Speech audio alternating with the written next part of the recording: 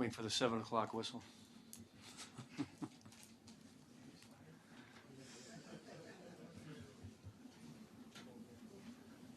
Can we hear it from here? Yeah. Feedback.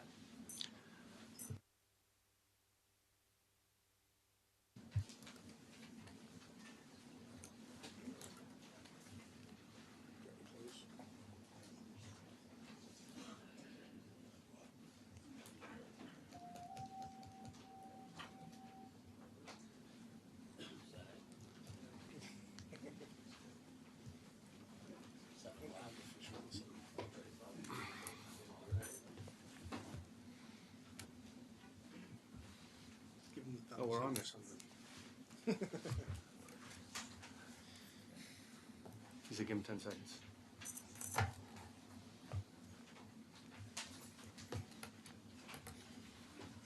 We all set? Welcome, everybody. This is the Monday, October 5th Selectmen's meeting.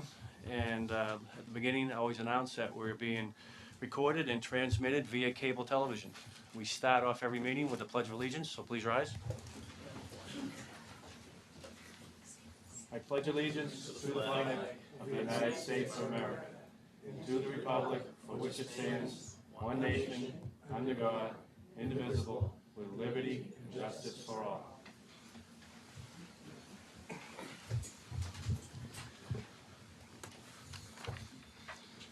First item on the agenda is a nice community item here. I don't know who knows about it, but I will give you a little background. We had a off-duty member of our fire department, Lieutenant Theodore Cohen. He was at a beach in Rockport, and he saved a life. And I just want to read you quickly the letter we got from the Rockport Police Department. It was addressed to Chief Tatro, and it said, "Dear Chief Tatro, I am writing to express my appreciation and admiration for a member of your department, Lieutenant Theodore Cohen, for his heroic actions on September 5th, 2015. At approximately 09:05 hours, an emergency call came into the Rockport Police Department Dispatch Center regarding a possible diver in distress off of Pebble Beach in the town of Rockport. The dispatcher was advised that an off-duty lieutenant from the Linfield Fire Department was on scene and would signal our officer upon their arrival. Rockport PD Sergeant Michael Marino responded to the scene and met with Lieutenant Cohen and the diver in need. Lieutenant Cohen reported that the diver was approximately 40 yards offshore, and he noticed he appeared to be struggling. He swam out, assisted the diver to shore, who had trouble breathing and was shaking. It was determined that his wetsuit had a tear in it, which caused the suit to fill with water. Lieutenant Cohen's actions, in all probability, saved the diver's life. Too often, the great work of first responders goes unnoticed. Lieutenant Cohen's actions are deserving of a recognition, and therefore, I would want to commend him for his life-saving efforts and assistance in ensuring the safety of the Rockport community during this incident. Thank you, John Horvath, Chief of Police." Is Mr. Cohen here? Well, I just want to congratulate you and thank you. So thank you very much.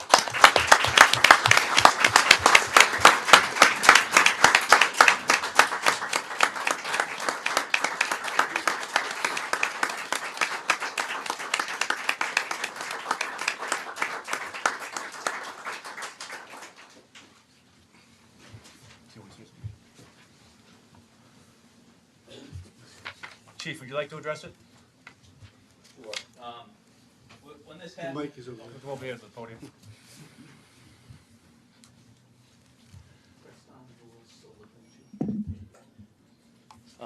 when this happened, Ted came into my office. He said, "Yeah, I just want to let you know about this thing. It wasn't a big deal, but in case you heard something about it." So naturally, I knew it was more than Ted was probably letting on. So I tried to find out more information, and thank goodness I got the letter from the police chief.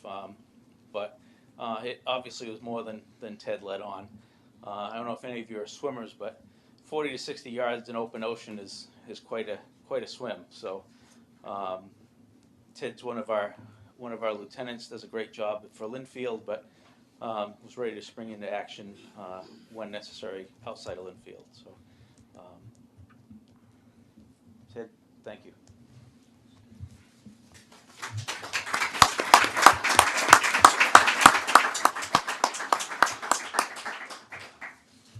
We've also made up a proclamation from the town of Linfield, and I'll read it to you real quickly.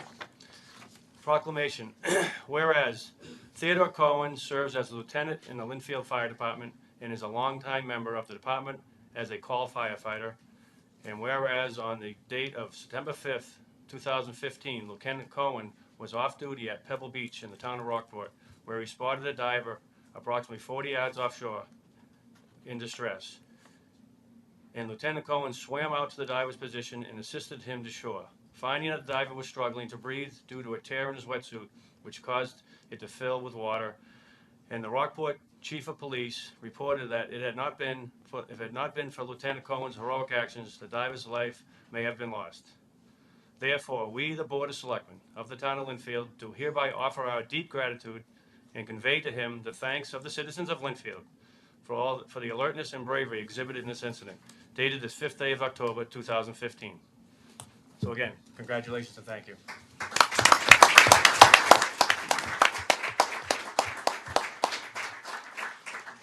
Did you have an original?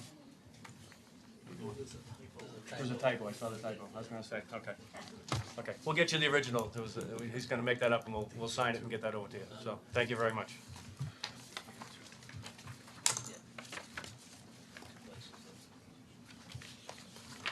The next item on our agenda is the North Shore Workforce Investment Board Memorandum of Agreement.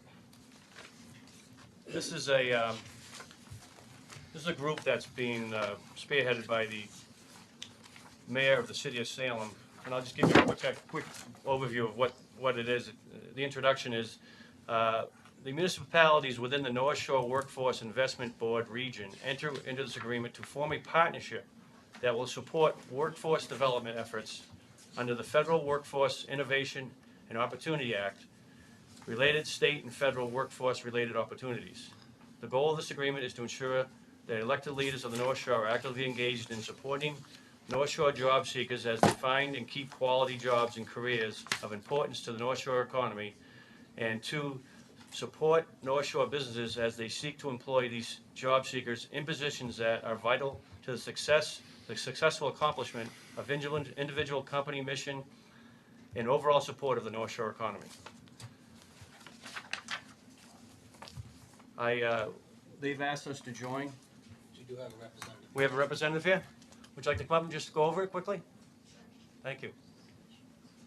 Come to the podium, just state your name and tell us a little bit about yourself.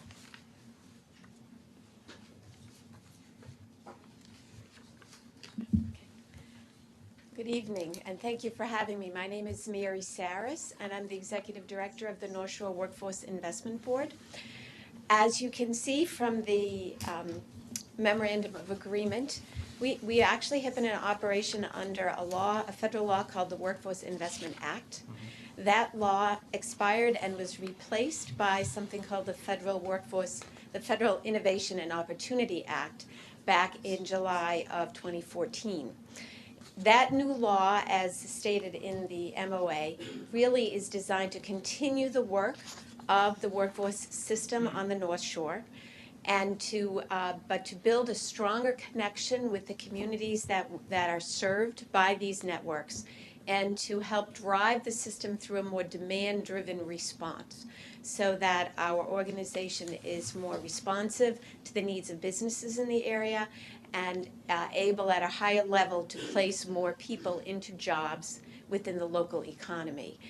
The system is set up so that the governors of the states across the country divide their state into workforce regions that have similar economies and similar commuter patterns and sort of a historic and cultural relevance to the state itself.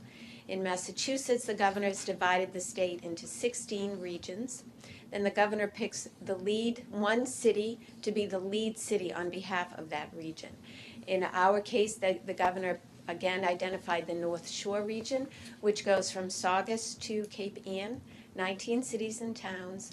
About 400,000 people live in that area. About 12,000 businesses do business in some way, shape, or form in that area. the governor picked the city of Salem to be the lead city. The city accepts the grants that we receive, acts as our fiscal agent for the program, and the mayor of the Salem is responsible for appointing the Workforce Investment Board that makes decisions on behalf of the region about how that money is invested. The Workforce Investment Board has to be at least 51% businesses, who are obviously the people who hire the folks, very important in the system. We also have, so we are chaired right now by Nancy Stager, who's the Senior VP of HR for Eastern Bank. We have we have other banks, we have several manufacturing companies, for instance, General Electric, Analogic, companies, Microline Surgical, companies in the manufacturing arena. We have North Shore Medical Center and Northeast Health Systems and Rosewood Nursing Home sitting on our board. And we have the Carpenters Union representing the construction trades, as well as Craney Electric sits on our board. So we do our best to get a little bit of all the basic industries in our area. And then we also have Salem State University, North Shore Community College, and other partners such as that who also participate in the discussion. This memorandum of agreement is new with the new law, and Mayor Driscoll felt it was very important that all of the cities and towns understand and participate with us in this program. She welcomes nominations to the board from organizations like the Linfield Board of Selectmen, and she hopes that when this agreement is fully signed, which is very close to happening, we will be able to convene a workforce summit and get all of the parties working together toward better addressing the workforce needs of the region. Great. Can you tell us a little bit about how the involvement of the town would work? What would you expect from someone from Linfield or the town? How do we participate in it? Participate. Yeah. We're asking the various cities and towns to appoint somebody from their town to participate with us in regional planning activities. The Workforce Board will actually manage these planning activities and will staff it. So it won't be a phenomenal burden on the individual from a time perspective. But we really do need the input of someone from Linfield, for instance, who can help us understand what the needs are in Linfield and make sure that we're responding appropriately to that. Sure. So it's probably a couple of meetings a year. In addition, we would love to have, as I said, nominations to the board from the Board of Selectmen, as well as the opportunity to make sure that the board is encouraging people who live in Linfield to use our services, and also encouraging businesses in Linfield to use our services as well. Great. How many of these North Shore towns and cities have signed on to I've this? signed it. I actually have the signed one here, if you're interested. We have everybody signed so far, except we're working with Linfield, Hamilton, and Topsfield. Okay. Those are the three towns that we're still working with, but everybody else has signed. Everybody but those three. Great. Great. Now you get federal funds. Federal funds primarily, we're about 65% federally funded and 35% state funded. Are the federal funds at all associated with the amount of towns that sign on? The federal funds actually come via formula to the region. This document is actually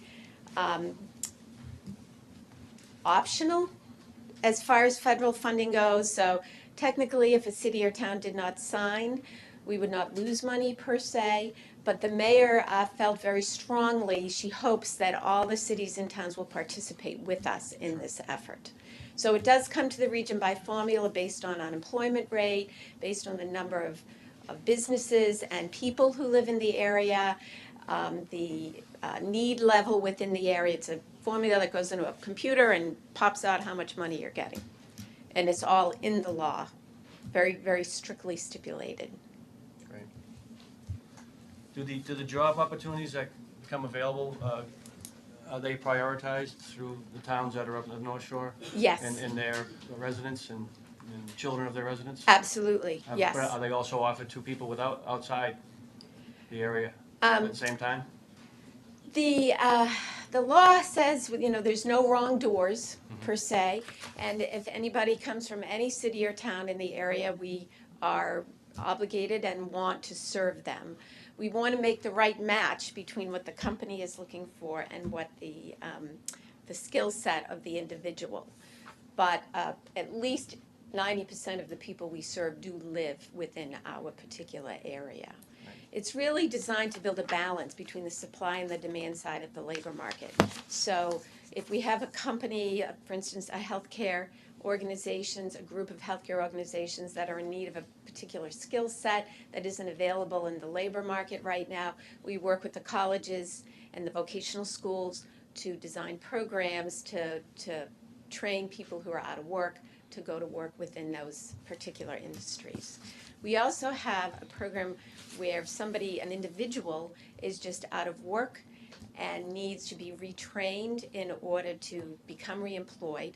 We have what we call individual training accounts that are in the vicinity of $3,000 to $5,000, and the individual can receive, it's like a scholarship to go attend the training. We have put folks from Linfield through that opportunity. So they can go, we've done anything from healthcare to people working like in HVAC or plumbing and heating, jobs to get certificates for that. We have put people through project management training who may be a little more highly skilled but need that little bit more of a certificate in their resume to become employed. Great. Well, I think that's one of the big benefits of the program. Absolutely. Reading through it, and I know the letter you sent earlier had indicated the Linfield residents have been taking advantage of the program. Absolutely. Already. Yes. Any other questions from my board members? So it seems that you're career counselors and you help people with job placements. Right, So that's right. excellent. That's Right. during this economy, everybody is looking for a good job, maximize their earning potential. Yes. Which is great and works even better for the citizens of Linfield where it doesn't cost us anything. That's right. So that's certainly a Absolutely. win-win situation in my eyes. Yes, absolutely. Thank you. It's a complicated economy, and unlike previous generations, right now, people, they may be highly skilled, highly educated, and periodically will find themselves out of work. And it's because healthy companies actually lay people off because they redesign what they do and look for a different skill set. So our job is to help move them back into employment. Great. Great. Chris? No questions. No questions? Anybody in the audience from any residents? Anybody have any questions or anything for her, for Mary, that maybe she didn't cover? Great. Well, I'd entertain a motion to, I'd make a motion for Linfield to sign the North Shore Workforce Investment Board Memorandum of Agreement. I second that. all those in favor? Aye. Aye. Mary, thank you. Can I bring this Thank over? Yeah, you can bring it over. We'll go, we'll put a signature on it. Thank you. Oh, my pen's working. Actually, you are, is Linfield, and Yep. this goes right over to that section. Yeah, I wasn't too happy about that. I mean, I was cut off half the page. I'm really sorry about that.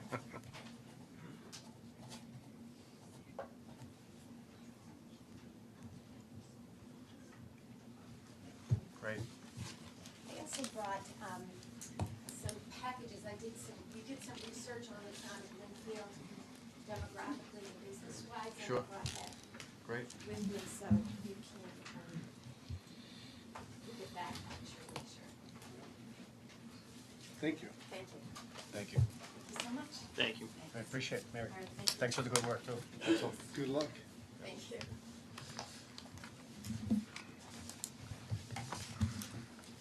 Got together with that.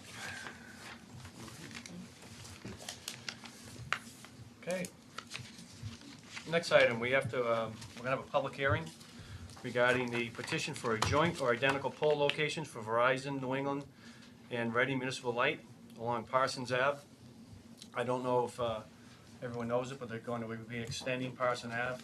There's a subdivision already planned out down there, and they need to move a couple of the telephone poles to make it wide enough for the entrance down there. So that's what they're asking to do. So I'd like to open the hearing.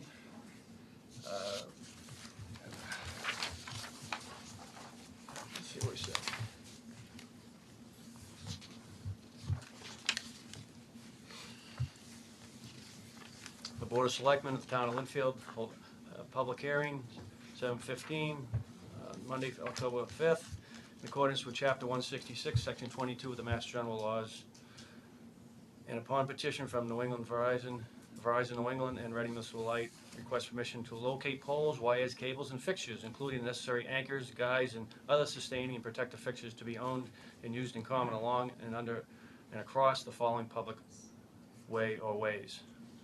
Parsons Ave. Relocate one joint occupied pole on the northwesterly side of Parsons Ave to a point approximately 60 feet northwesterly from its current location. Relocate one joint occupied pole on the southeasterly side of Parsons Ave to a point approximately 38 feet easterly from its current location. These pole locations are necessary in order to accommodate the extensions of Parsons Ave. Mr. Boudreau, we have anyone here needs to, just wants to speak to this? Can't, someone's gotta shut off their mic. Good. Is anybody from the Reading Municipal Light? Bob? We do have Reading Municipal Light here, and then we have to take any comments from abutters. Yes. So Reading Municipal Light is here. Good evening. My name is Bill Wallace. I'm here representing Verizon in Reading Municipal Light. As you've stated, the two poles in question are needed to be relocated so that Parsons Ave can be extended and the opening can be made appropriate according to what's there now. There's no additional poles. They're moving pole 7 up a little bit and pole 8 to the other side of the street. Pretty straightforward. Are they currently jointly occupied Yes, at this they are. time? Yes, they are. And this is just for the purpose of moving the poles that are already being used? That's correct. It's just we're relocated and we have to petition. We move them more than 3 feet. They have to have a new petition for them. Great. Well, it seems pretty cut and dry to me. Any questions from our board members? As far as the extension goes, will there be additional poles? I believe For that's the all new going to be ones? buried. I'm sorry? I believe that's all going to be buried.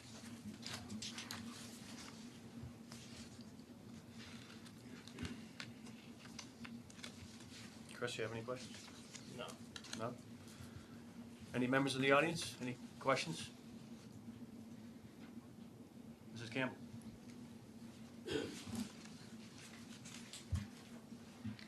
Just wanted to know if the abutters were all notified.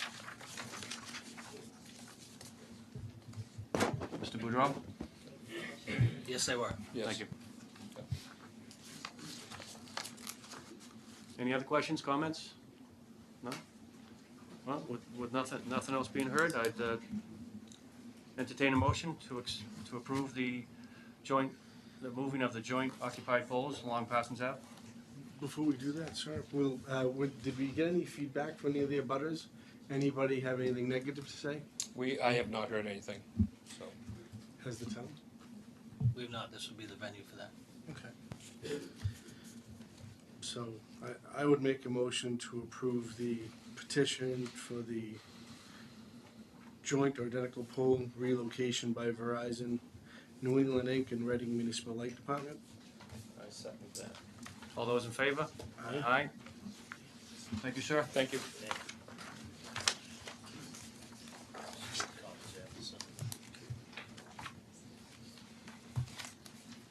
Anything?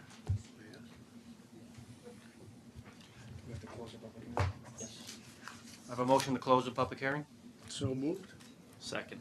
All those in favor? Aye. Aye. Next item on the agenda is the change of manager at Kings Bowl. Gentlemen, welcome. How we doing? Just introduce yourselves.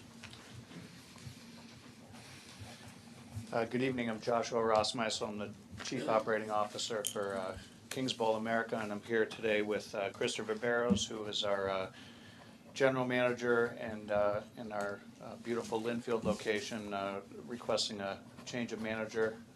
Chris has been with Kings for almost 10 years now, and most recently was our General Manager of our downtown, our original Boston location, and we're very fortunate to have him relocating to our flagship Linfield location. So thank the Great. board for the consideration.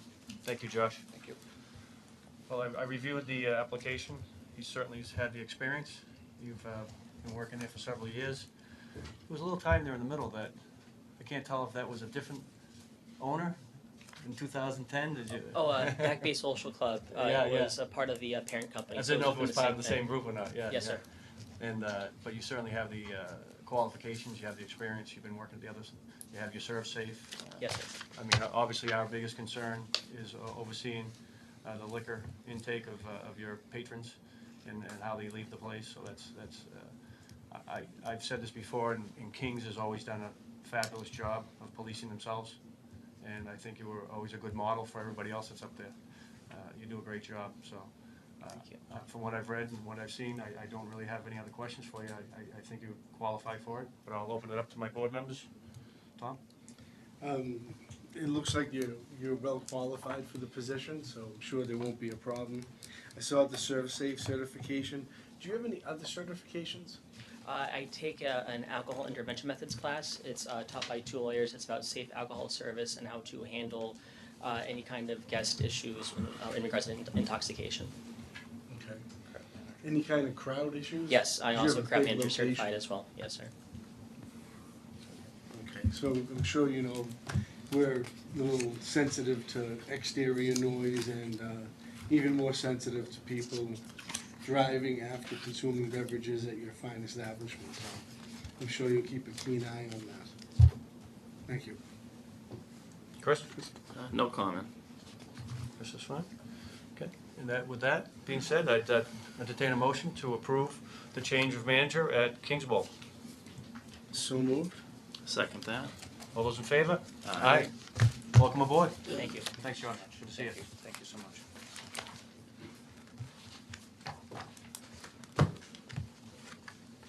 Next item is a request for a Class 2 motor vehicle dealer license. Michael DiCorrado, 3 Melch Road. Michael? Come on up, say hello.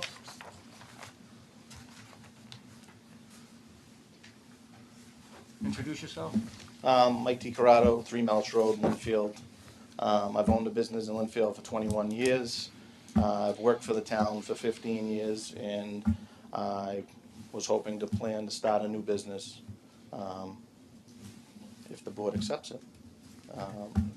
Basically, the car license, I'd only use my home as a office, pretty much wholesaling cars to dealerships. I've been an avid flipper for about 10 years with Mecum Auction, Barrett Jackson, that type of thing. And any car would be housed in a warehouse in Lynn. A friend of mine owns a cabinet shop in Lynn, and he has some room over there, so there'd never be anything, any people coming to my residence, anything like that. It would all be strictly over the phone, or they'd come to the warehouse in Lynn, or the cars would just be directly from the auction to a dealer, wholesale, that type of thing. So I guess that, if there's any questions, I don't know if I answered everything. Sure. And you've been doing this for 10 years, you said? No, yeah, avid flipper for 10 years, Right. and now I own the Countryside Deli in town Sure. for 21 years, and I think I'm a good resident. I've lived in town for 15 years. I've worked for the police station as a dispatcher midnights, and I've been on the on-call fire department for 14 years. Right. My wife is pretty much running the deli right now on a regular basis. She's doing a fantastic job, so I do not have to be there anymore. It's her baby now. Well, thank you for your work on the fire department. I appreciate that. Thank you. And I'm familiar with the used car dealers. I work with a bunch of them in my business. And, I think one of the only things we are concerned about, which you hit on, is storing unregistered vehicles at your house. Yeah, I can assure you that would never, So never we just want to happen. make sure that doesn't happen. You sound like you know the business, and And I work for Chief Breen, so I'm sure. yeah, yeah, and he's got a gun. Yeah. So I would give it to my board members. Any other questions? Any other concerns? I think that the most important thing is not having cars at your residence. Absolutely. So that your neighbors don't have to worry about that. Sure. And you made that very clear in writing and verbally, so I think that would be the most critical issue. Sure. Thank you. Okay. That being said, I take a motion to approve a Class 2 auto license for Mike DiCorrado. So moved. Second that. All those in favor? Aye. Congrats, Mike. Good luck Thank you with very it. much. Good Thank luck. you. Yep, take care.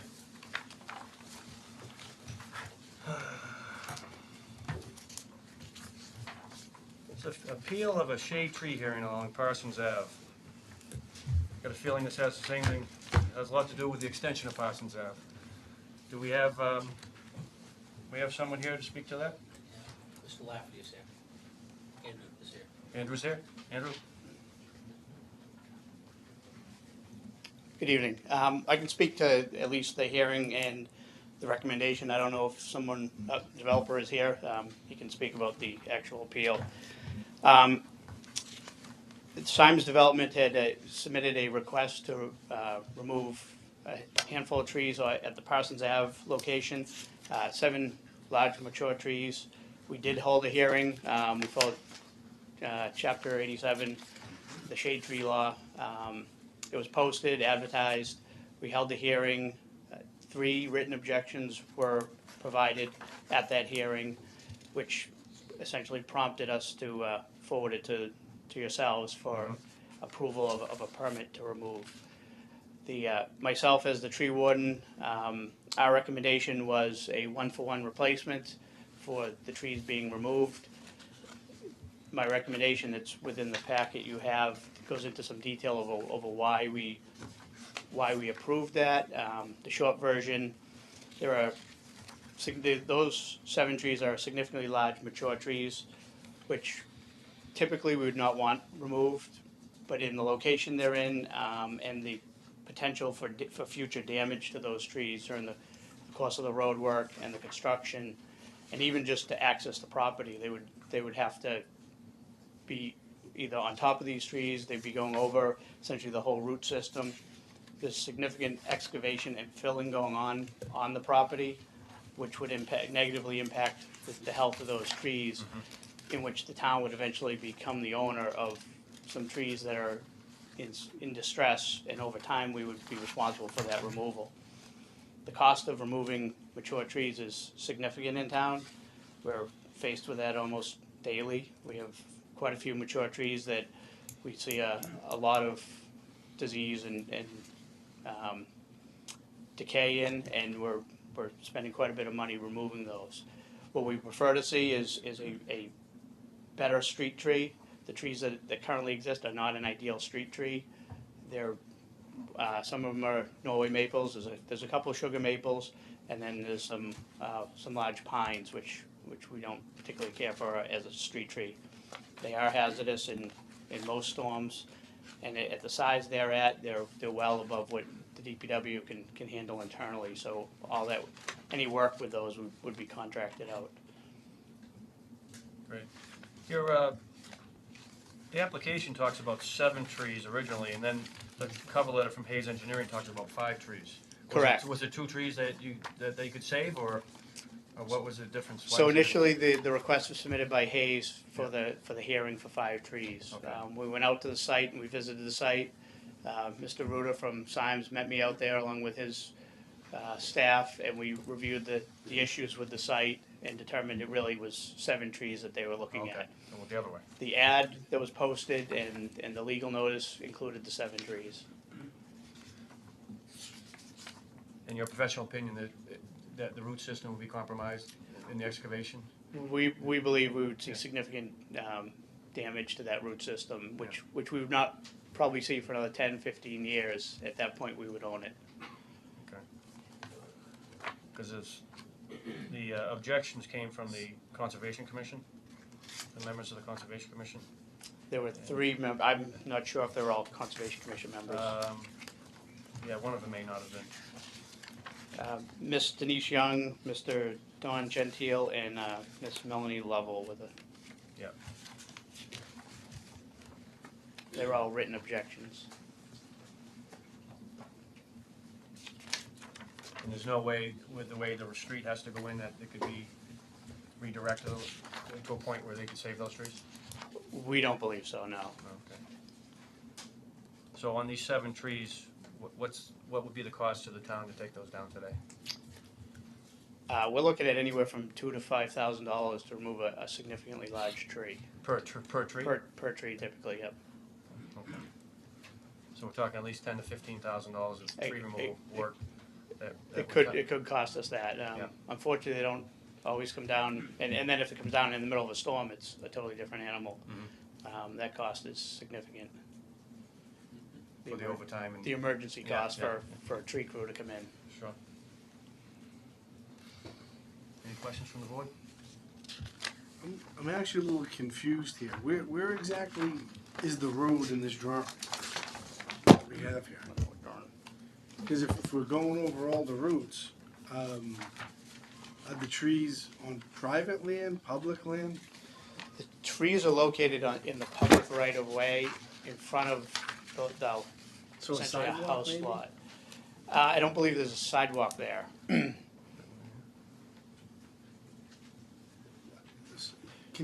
How are trucks or equipment driving over the routes and gonna damage the routes?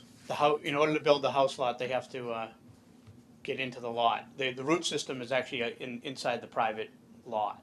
It's not so much the root system in the road, which would also be impacted, Okay. but the significant construction work that's gonna happen on the other side of the trees is really the concern. So on this drawing, where is the route? Where is the road?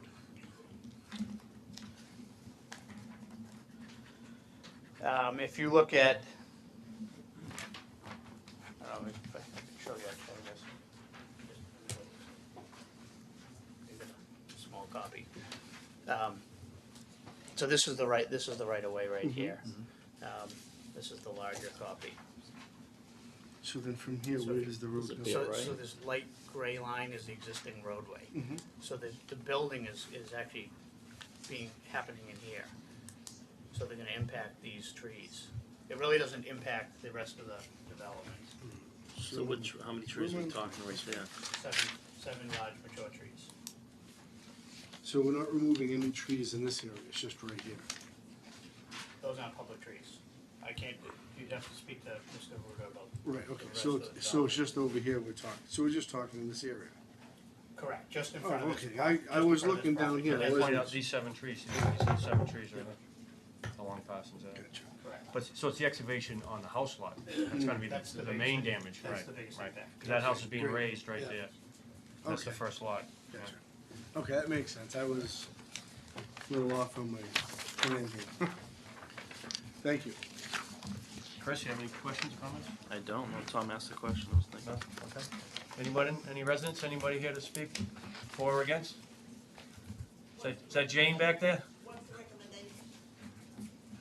What is the recommendation Of what? of the tree warden for the trees? What is your recommendation? The recommendation was a tree-for-tree replacement. What tree?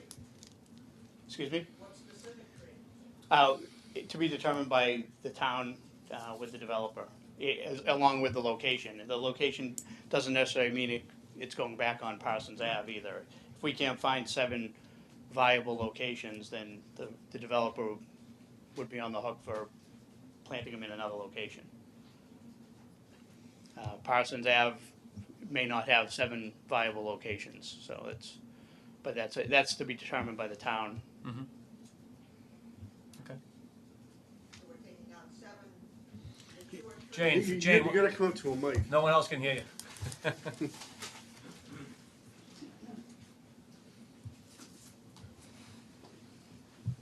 This for the people watching, just tell them who you are. Yeah.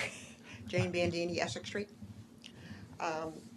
So the understanding is that we acknowledge that these are large, mature, healthy trees. And we're recommending taking them down. We have any number of trees out throughout town that need to be removed because they're falling apart, they're diseased, but now we're going forward and we're gonna take down trees that we know are healthy. Doesn't seem to be going in the right direction.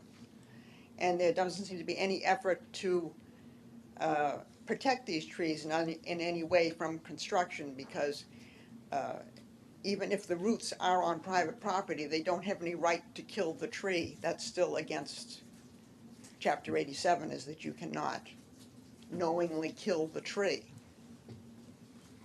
So then there isn't any protection being done to these trees.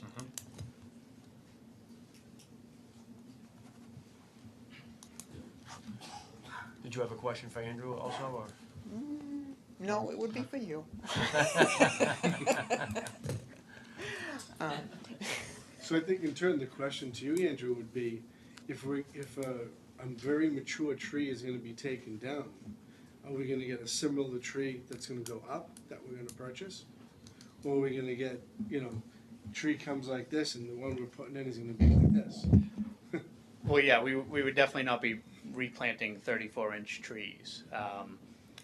In addition to, I don't think we would be planting the same species in most locations, because that size tree on a street it's just not, it's not feasible long term. If there are other locations that are more feasible, maybe, parks or open spaces, we consider something larger, but typically you go back to a 2.5, 3-inch caliber tree for replanting. Do you have some locations within the town, other than this street, that you might want some larger trees planted? There are some locations that have been proposed for fall planting, working with Townscape and Jane. In addition to, I mean, we can identify quite a few locations, because we've removed quite a few trees that have had problems that could probably do with a replacement. Right, could you work out something with Townscape and the developer, where if you don't have 7 new locations on Parsons Ave or within that development, that you could have them planted elsewhere? I would kind of expect that Yeah. that to happen. I would prefer to have both Townscape and the Conservation Tree Commission involved in where these trees are going. Right. You say the developer is here? Yes. Sure. Can you just speak briefly to whether or not there's any chance of saving any of the larger, more desirable trees? Sure. My name's Jeff Ruder. I'm with Symes Development. Missing in this is approximately 4 to 5 feet of fill going in on the site because of the high water table, so it can sustain septic systems. So they're going to go right on top of the roots, which is why when I walked out there with Andrew, he looked at all the fill going in and he said, that tree's not going to last and that tree's not going to last. So we increased it to 7. We try and save every tree we can. Sure. We acquired this property about 6 weeks ago, so we weren't aware that this was there, but there's no way the trees are going to survive. I think it'd be a lot quicker than 10 years. Is there any trees that would survive if you, that maybe not because of the roots, but because of the fill, that you could put some sort of well around them to save them? No. No? No, because if you look at that map, there's 2 houses behind those. Those are existing lots on the existing pavement on Parsons Ave. I think someone correctly identified there was a house removed off of one of those. Correct. Very shortly, about 3 weeks ago. So there's 2 houses going in there, and almost the entire length there is getting about 4 feet of fill. And there's walls going in front, probably 10 feet away from the trees. And the canopy probably extends 30, 40 feet into the lots. So if you can visualize that, the roots usually travel where the canopy does. Well, it's a shame to take down full trees, but I agree. it's, I'd just assume leave them, be a lot Right. cheaper. I'd just assume leave them, but oh Andrew, yeah, I'm sure you would. Because Andrew's numbers are correct, that's what it's gonna cost to get them down. That kind of money, take them Yeah. down, yeah. All right, well, I think if you have agreed to replant some nicer trees throughout the town, and that they're in a location that is needed, I think that's a reasonable solution. What do board members feel about it? Would it be a species of tree that Jane would be accepting to? Well, certainly, native trees that would certainly be a better option for it, but, and I know some of the trees are Norway maples that are nowadays not acceptable, but there is a reason why Norway maples were planted all over the place, and it's because they are such a hardy street tree. They can take all sorts of abuse that other trees cannot take, which is why they have become useful, even though they're considered an invasive. Now, you wouldn't want to plant another one, but that doesn't mean you would want to completely ignore what those trees are doing today. They're still doing important things. Those are huge trees that are absorbing all sorts of water and stormwater runoff that you are not going to replace with a 2.5-inch caliber tree, no matter where you put it. It is not the same thing. So how big of a tree are we gonna replace these with? I think if you're going to replace, you should at least replace maybe even close to 2 to 1, because it's going to take that long. You're talking about a tree that has been living for probably close to 100 years. Mhm. It is a mature tree, and that is when it's doing its best job as far as cleaning the air and doing everything else that a tree does. And you're going to lose 100 years worth of worth, yes. I think you should come up with a little more than that. Those are huge. It's not like you're cutting down a little 6-inch tree. They are this big. Sure.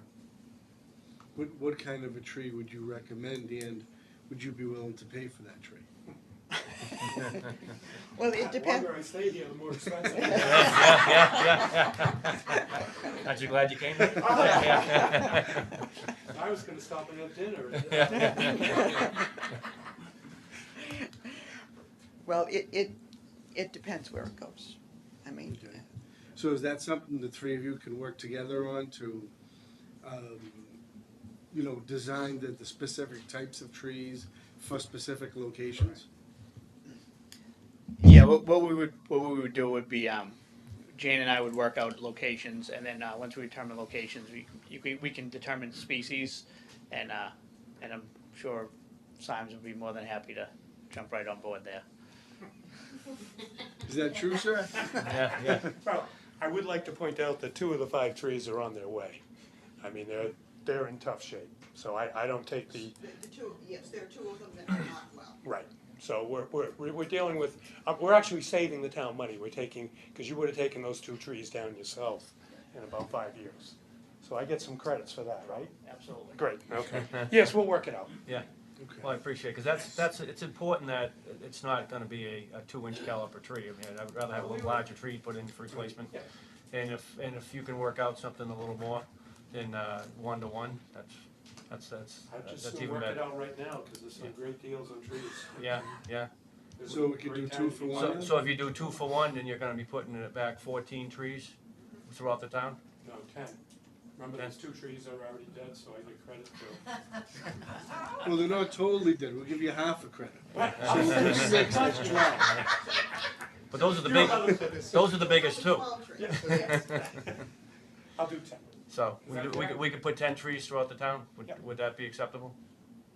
Yeah, we can go 1 to 1 on one, and then 2 for the other, so that's 12. 10. Well, we're at 14. Because the Bob is size in size middle of the at tree is 10. also No, we said important. it was 7.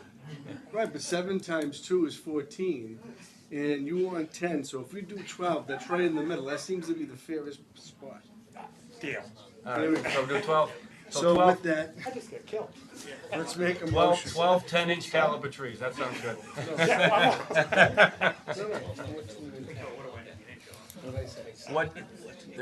That's an important part of the discussion. The important part of the discussion is the size of the tree. Right. Have you discussed the size of the tree? Yeah, I think 2.5 to 3 inch caliber is the typical. 2.5 to 3 inches is a pretty good sized tree. Anything larger than that really gets Yeah. unwieldy to. All right. So 2.5 to 3 inch caliber. Do 12 of those as a replacement of the 7 trees coming down. Okay. Thank you. All right. So So to have a motion to that effect? we'll make a motion to approve. We're gonna approve the removal of 7 trees indicated by the tree warden. Replace that with 12 trees that will be identified by the tree warden and the tree commission at the expense of the developer of Parsons Ave. And I'll second that. All those in favor? Aye. Thank you. Thank you. Andrew, thank you. Jane, thank you. Thank you.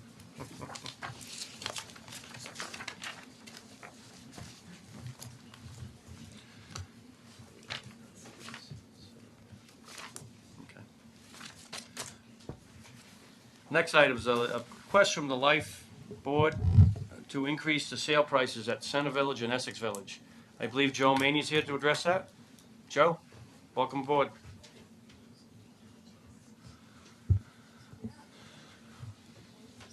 So our bylaws require certain actions that we take to be approved by the Board of Selectmen, and this is one of them, that we change the prices. And we change the prices every 3 to 5 years over the long haul. The reason we do that principally is so that we can get the benefit of the sharing of the costs. And I'll explain that first. Our policy is that we sell a unit, we transfer a unit, we keep a certain amount first for the typical. Is your mic on, Joe? Okay, there you go. We keep a certain amount first for the normal rehab costs, and then the difference between what people pay, what they paid for it, and what the current price is shared 50-50 between Life and the departing resident or the estate. And that's one of 3 sources of revenue for Life into the replacement fund. The 3 sources of revenue are from investments, from the monthly payment that the residents make into the fund. Typically in Center and Essex Village it's $30 a month. In Colonial Village it's $50 and $40 and $30. It depends on the size there. And then the largest contribution to our replacement fund is this 50-50 split. As an example, in 2014 we spent $722,900 on repair and maintenance, capital repair and maintenance. And the amount we got from transfers was $389,000. In fiscal year 2015, which ended on June 30th, we spent $648,000 in capital expenditures, and the transfers and refurb amount was $555,000. So, and now that Center Village is 31 years old and Essex Village is 27 years old, when we have a change, we make a significant upgrade. We get all new kitchen cabinets, bathroom cabinets, bathroom fixtures, appliances in the kitchen, air conditioning, heating systems. And the average cost of upgrading a unit at Essex Village is $45,000, and the average cost at Center Village is $35,000. So in fiscal 2015, for example, we had 15 turnovers, 6 in Essex Village and 9 in Center Village. And so this increasing of the price is necessary for us to get the benefit of these 50-50 splits. So the last time we increased prices was April of 2012, 3.5 years ago, and we, like I say, we've done. There was one time just prior to that, I think we had 7 years, and that was because of the market. The real estate market was down, and we didn't want to increase the prices. So what we always do though is try to make sure that the prices are below 80% of market value for the 2 bedrooms and 60% for the 1 bedrooms. And the way we've done it in the past is a couple of times years ago we hired real estate appraisers to give us an appraisal and comparisons for our units to units in, it turns out it would be in other towns because we didn't have any in Linfield. We didn't have any condos in Linfield initially. And so they compared units in Peabody and Reading. But more recently, we've made it based on our own personal knowledge of the real estate market and just some reasonable action. In this case, we're looking at, I believe, about an 8% increase in the units at Essex Village and the 2 bedrooms at Center Village, a little less for the 1 bedroom at Center Village because we want to make that as keep that as reasonable as possible. And we're not proposing to change anything at Colonial Village yet because we're just getting started there. So the price changes that we're requesting for Essex Village is from $229,000 to $259,000, and in Center Village, the one bedrooms from $184,000 to $199,000, and the one bedrooms from $150,000 to $159,000. The reason Essex Village is a little higher percentage-wise is that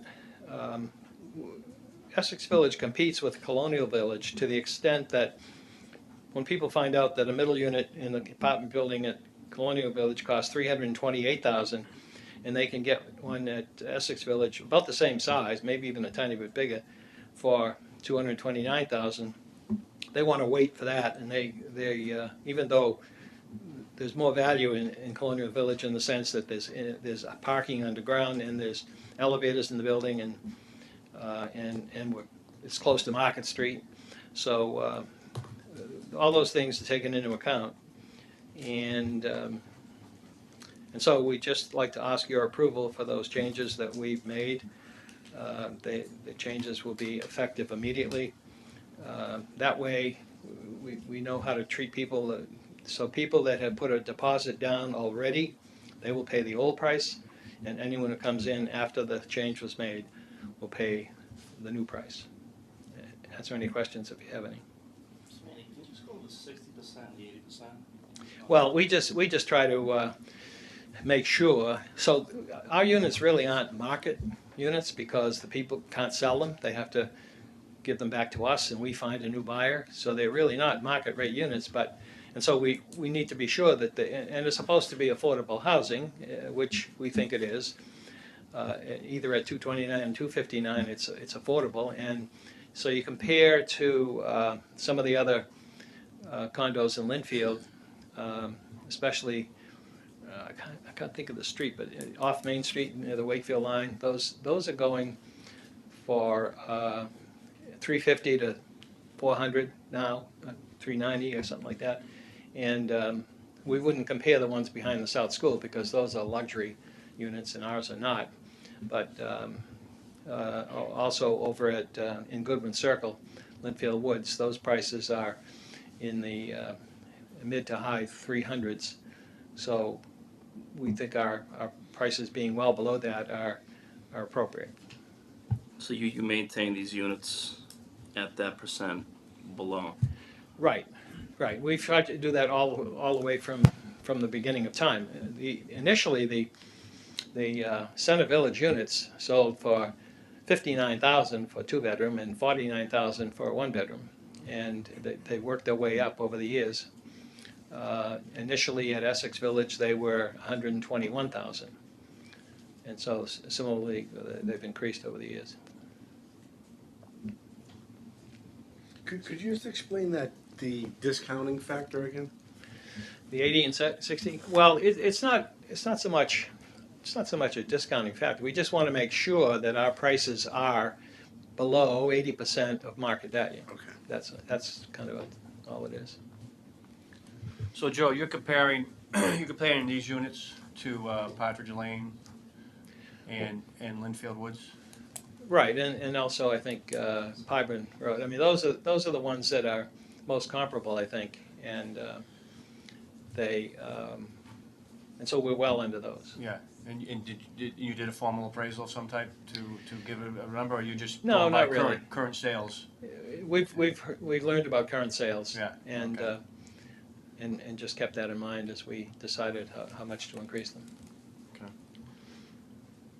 So if you didn't do this, and as they rolled over, the renovations would come out of existing funds. That's right. Yeah. Existing replacement funds, and which Right. wouldn't grow as much as need be over the years. So, we've done we've hired an engineering firm. We have to do it again. We voted at our last meeting to go out to bid again to find a firm that will tell us how much it costs to replace every system within the complex. That is windows, doors, roofs, siding, parking lots, this, that, and the other thing, and estimate the useful life of the current systems, and estimate how much it's going to cost to replace them at a certain point, and then make sure that we have enough money in our replacement fund to satisfy that. And so, one of the reasons we have to do it again is because Colonial Village is not included. Last time we did it, we only had Essex and Center Village, and that's how we. So we have, for example, I believe they said that as of June 30th, 2015, we should have 2.7 million in our replacement fund, and we have 2.4 million. So for us, that's fine. It's close. We can always manage that by deferring some items, or by last analysis is we can assess people, but we've never done that, and we wouldn't want to do that. But we just need to keep that account as close to the amount that they say we need. I mean, recently we did all it goes back maybe 3 or 4 years now, but we did the hot top, the asphalt on both villages, 100%, sidewalks and streets, and that was like a $250,000 project. We had to replace in effect the septic system in Essex Village, and that was a $400,000 job. And then we had to, when we did Center Village maybe 10 years ago now, we were painting it every 4 years, and it still wasn't looking good. So we finally decided to put vinyl siding on it, and then we replaced all the windows with single pane windows. We replaced 450 windows, and that too was a I don't know, $500,000 or $600,000 project. No, we don't have very many of those. Most of them are smaller, and of course, then we have, as I mentioned earlier, when we have the turnovers, we replace the systems in the units, interior units as well. And like I say, they cost $35,000 on the average at Center Village and $45,000 at Essex Village. We want to give people, so 27, 31 years old, we want to give people who come in a like new unit. Well, it's gonna be a while before you have to do any major renovation on a unit up at Colonial Village. That's right, Right, yeah. And I know you've already had one turnover. That's right. Yeah. But so Dave Mason was telling me recently that so we have a roof on the apartment building that is a rubber roof with some kind of a structure under it, and 48 air conditioning units on the roof. And so when it comes time, it's 20 to 30 years now, but when it comes time, we have to take all the air conditioners off, probably throw them away and replace them, and then take the roof off and put a new roof on, $1 million. So I mean that's probably that's kind of the largest project I've heard about that we might need to do eventually. But no, there's no question the roofs and to replace 48 units is going to be a big endeavor. Right. And I understand that you need to start the savings for that. Out of the people at Center and Essex Village, do you have an idea of what percentage of them paid the current prices?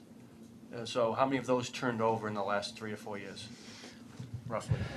No, I really 50%? Well, was it that many? I have the numbers for the turnover over the last several years here. Turns out, so 15, this most recent year,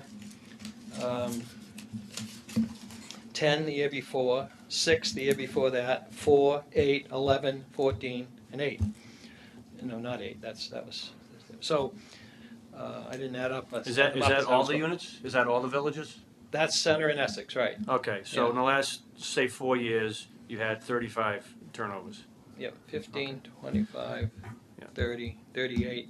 So 35 of the people that are living there now paid the current prices, and everybody else there paid pretty much so, the older prices. So we got to the point once at Essex Village, and I mentioned earlier that at one time with the real estate market we waited 7 years to change prices, and at that time the price was $199,000 for a unit. We had one person who bought at $199 and sold at $199, so there was nothing to split. And that's why, at that point, we felt we needed to make that change. And so we're looking again at... So we're not, obviously, we're not looking for any changes to Colonial Village. I'm sure that's at least 5 years or more away. And those are pretty pricey anyway, and so we don't want to scare people away. As you know, we've sold the last one last Monday to Dave Miller, who's familiar with you folks here, I'm sure. Sure. He and Diana, they sold their house. Well, there's no doubt the Colonial Village was a great success. And you did a fabulous job putting that together and getting it done. And I'm glad to hear that was sold. I was more concerned with the turnover units at Center Village getting sold, because those relatives in the States that or the individuals that even moved out were waiting for their money. Right, that's right, and that's a problem when it takes a long time. People have to wait for the money because we don't pay out until we get paid in. Correct. So there have been a few times at Center Village where we've had 7 vacancies go on for a few months, but more recently that's not been the case. We've been able to fill them. Yeah, which is great. So right now, are all the villages fully occupied? Yes. But I think there are 3 at Essex Village that are in the process of turning over, and 2 at Center Village. So we keep getting the maintenance fees from the people who own them until we find a new owner. Now, with these numbers, have you done a reserve and replacement study? Yes, that's a study I referred to earlier. We've contracted that out to a company, and turns out the company in Milwaukee, Wisconsin had the best bid, comprehensive and reasonable price. And so we're going to go out to bid again on that to include Colonial, because that's not been included. And then you'll find out how close your reserve fund is? We will, yep. Yeah, so they recommend major capital expenditures every year, in a given year. And so recently I talked to Dave about this coming year, fiscal 16, and there aren't any major capital expenditures planned for this year, so. Joe, have you recouped the money that you put into the Colonial Village? Has that all been 100% recouped, or do you still have that one left that you have to sell? We have one left that is a resale, but we got that money. But you already got the recoup on that. Right, so it's the person, the estate of the person who owns it that hasn't been repaid yet. But so no, we got $17.4 million total, and our costs are a little bit less right now. We still have some. We just replaced the street lights last week. The people in Arbor Point complained that our lights were too bright, and we acknowledged that. They were kind of bright. They shined up in the sky, and they pointed out to us that they required full cutoff lights. That is, lights that the lights shine down only, and none of it went up, and a little of it went to the sides, and so. That was a $41,000 replacement for those lights, which just got finished. What day is today? Last week. Anyway. And that was still done within the contingency you had for the project? Yes, it was. Yeah. Right. And the last major thing we're doing is putting up fencing. We're going to put fencing on the east side. We wanted colored fencing, but the park manager said no. It's got to be white. It's vinyl. White vinyl. Sure. And on the east side, next to Arbor Point, we wanted 6 feet high. They said, nope, it's got to be 4 feet, so it's going to be 4 feet. On the golf course side, it's going to be 6 feet white vinyl. And so we went out to bid for that. We got 4 bids, $62,000, $67,000, $72,000, and $88,000. I don't know what happened with the 88 guy. He was way off. But anyway, we awarded the contract to Northeastern Fence in Saugus for $62,000. We gave them the go-ahead on the west side, which is the Arbor Point side. That was $20,000 or $21,000 or something like that. On the east side, against the golf course, we've been waiting to see what the schedule is for the town contract for the temporary service road to the golf course, and that's, I don't know if the contract's been awarded yet, but it should be very soon, and so we just released that fence today. That's $40,000, $41,000, And because at one point in that fence, it's about 10 or 15 feet away from our property line for the most of the distance of 720 feet. But right behind Building 4, which is our first townhouse building, it's right on our property line. So if we have a fence on our property line and they're digging a road by it, we could be in trouble. So we want to wait for that fence until the road, that temporary road gets built there. And so that we expect that'll happen in October, by the end of October. So we'll probably be doing that fence early November. Great. Yeah, I know the contract's been awarded. Oh, okay. That That's should be good. going soon. Yeah. So that'd be great. I appreciate it. Any other questions from the board? No? How about members? Pat?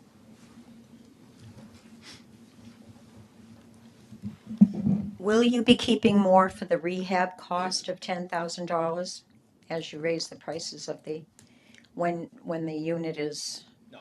vacated? No. No. Okay. When you rehab an apartment, I'm particularly thinking of Center Village. I haven't been there probably for 7 or 8 years, but there were bathtubs, which is very difficult for the elderly to negotiate. Are you replacing those when you do the rehabs? Yes. Great, that's good news. If the prices are approved to go up, then the taxes will go up, so the monthly fees will go up, correct? So what are the monthly fees going to be? What amounts are they going to be raised? The taxes won't go up because the prices go up. We negotiated an agreement with the town, I don't know, a year ago, so that the taxes will go up 2.5% a year, period. No matter how much the prices go up and the value goes up. So it won't affect the maintenance fees other than the 2.5%. I'm talking about what would be called a condo fee in a condo. Right. We have a maintenance fee. Fees. Right. We have a monthly maintenance fee, and it generally goes up a little bit every year. And the payment in lieu of taxes contributes to that increase. And so, but it's all within reason. I think we went up $5 a month at Center Village this year, and $15 a month at at Essex Village. Mr. Manning, if you didn't move forward with this when you give you the increase, is that the assessment cost? You said you would have to possibly look to increase to cover the cost of the rehab, the monthly fees? Well, we wouldn't be doing an assessment this early. I mean, we wouldn't have to do that. We have 2.4 million in our replacement fund, so that'll last us a while. But I mean, it's only if we run out of that, which is if we don't increase prices ever, we will run out of that, and then then we'd have to do an assessment, which we certainly don't want to do. Is that the same fund? You don't have a separate fund for the roof and No, everything else? no, we have It's all one fund. a single replacement fund for all 3 villages, right? So in a 12-year lifespan of some of those products, you got to have a pretty sizable fund built up. That's right. For Yep. that one-time cost when you replace everything. That's right. Yeah. Okay. Any other questions in the audience? Anybody? No? Tom? Good? Sure? Good? Okay. Entertain a motion if anyone has one.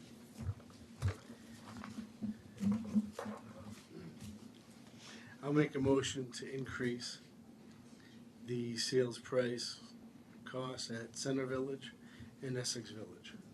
As Much to requested your by Larry. surprise. No, not surprised. I second that. All those in favor?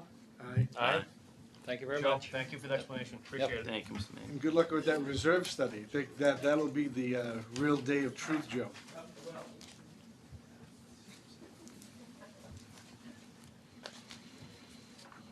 Next item on the agenda is a common vic license for Sweet Green, New England. I assume we have a representative here? Yes. Sure. Introduce yourselves and welcome.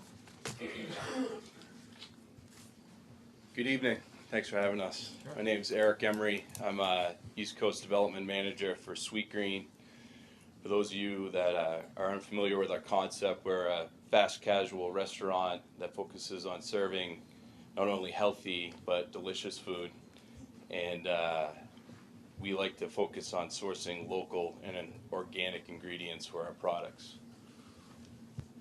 Great. This is Jason Hopkins. There you go. Hi, Jason. Jason Hopkins. I'm the area manager for Sweet Green. Great, Jason. Welcome. So who's going to be the acting manager at the new store? Jacqueline. Jack. Okay. Good. Good. Say hello. We'd like to meet you too. Jacqueline Hernandez, head coach for Sweet Green, Linfield. Great. Welcome. Thank you. So Sweet Green is a healthy organic food alternative, or is it based on the name of it? Is it a lot of salads and that type of food, or is that just a piece of it? Yeah, so it is it's signature salads, grain bowls, soups, and house-made beverages. Yeah, great.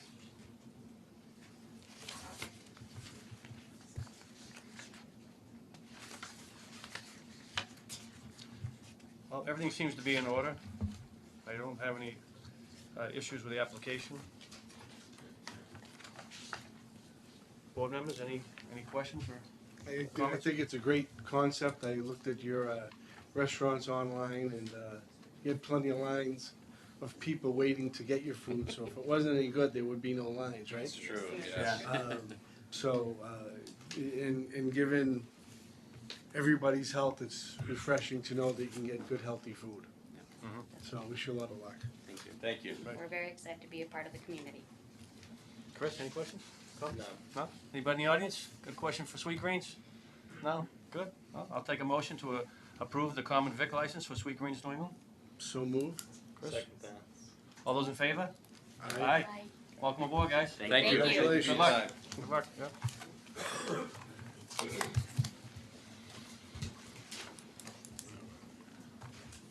Next item we have is regarding police department staffing. I believe the chief is here.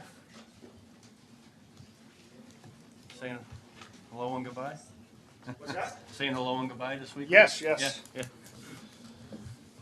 Well, I think I'll begin my discussion about the school resource traffic enforcement officer. We had a meeting in, I believe it was February, where that position, which was a dual position, was filled.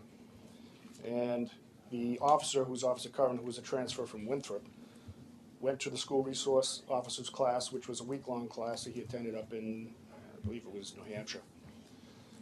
And he started working in August before school was in session, so he was able to work as a traffic enforcement officer. And he spent a lot of his time on Walnut Street, which, as you know, was an area of considerable concern to many of the residents down there. I received numerous emails and calls from people who were very pleased with the officer. He was very aggressive, and he was able to address that problem for a couple of weeks. Unfortunately, school started up and he's in the schools. And much to the surprise of the school superintendent and I, he's been extremely busy in the schools. We've had some issues there, not only with students, but believe it or not, with parents. So the officer's been spending a lot of time primarily in the middle school and the high school. We were hoping to get him into the elementary schools a little bit more than we have been able to do, but we anticipated that he would be spending a lot of his time at those two locations. So we currently have an opening on the day shift. This position on weekends, because of contractual obligations necessitating 3 officers, creates overtime. Monday through Friday on the 8 to 4, we are permitted contractually to go to reduce traffic staffing of, patrol staffing of 2 officers. It's getting extremely difficult for us to maintain our calls for service with just 2 officers. But we had 2 officers today. On days when we have officers that need to go to court or training, it creates overtime. Officers also who are on accrued leave, we must fill that shift because we're at minimum manning. In the last meeting we had in this room, we had discussion, considerable discussion, and it was a consensus that we needed to have the school resource officer and the traffic control officer positions separated. There were numerous residents in town who brought up to the selectmen that they wanted to have enforcement beyond what was being done by the patrol officers and the school resource / traffic enforcement officer.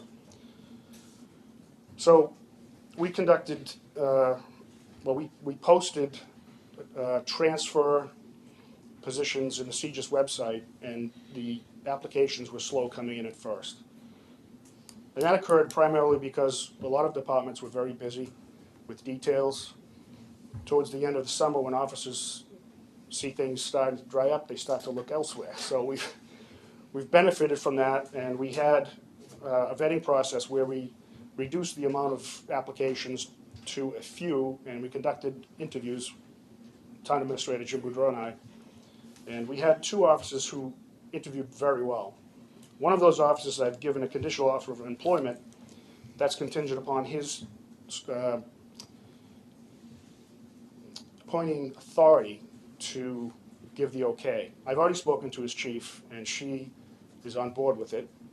I've had great reports from a sergeant from his department, a lieutenant, a captain, and the chief about this officer. So we're pretty excited. I spoke to him today. He's excited. Unfortunately, the chief asked me if he would allow him to stay there until Halloween because of the problems they have over there. So I'm certainly not going to make it difficult for her. There's the other officer that was that also interviewed really well. We had a discussion, Town Administrator Jim Boudreau and I would like to hire another officer to fulfill the need for traffic enforcement officer immediately. That's what was discussed here. That's why I'm doing that, to try to get another person on the job as soon as possible. Now, we can get a person that the other officer will be able to start in November. If we want to continue along a path of an original appointment, we will be appointing off the next list, and that will take about a year for that officer to go through the vetting process, the physical agility test, the psychological exam, the background check, and the physical exam.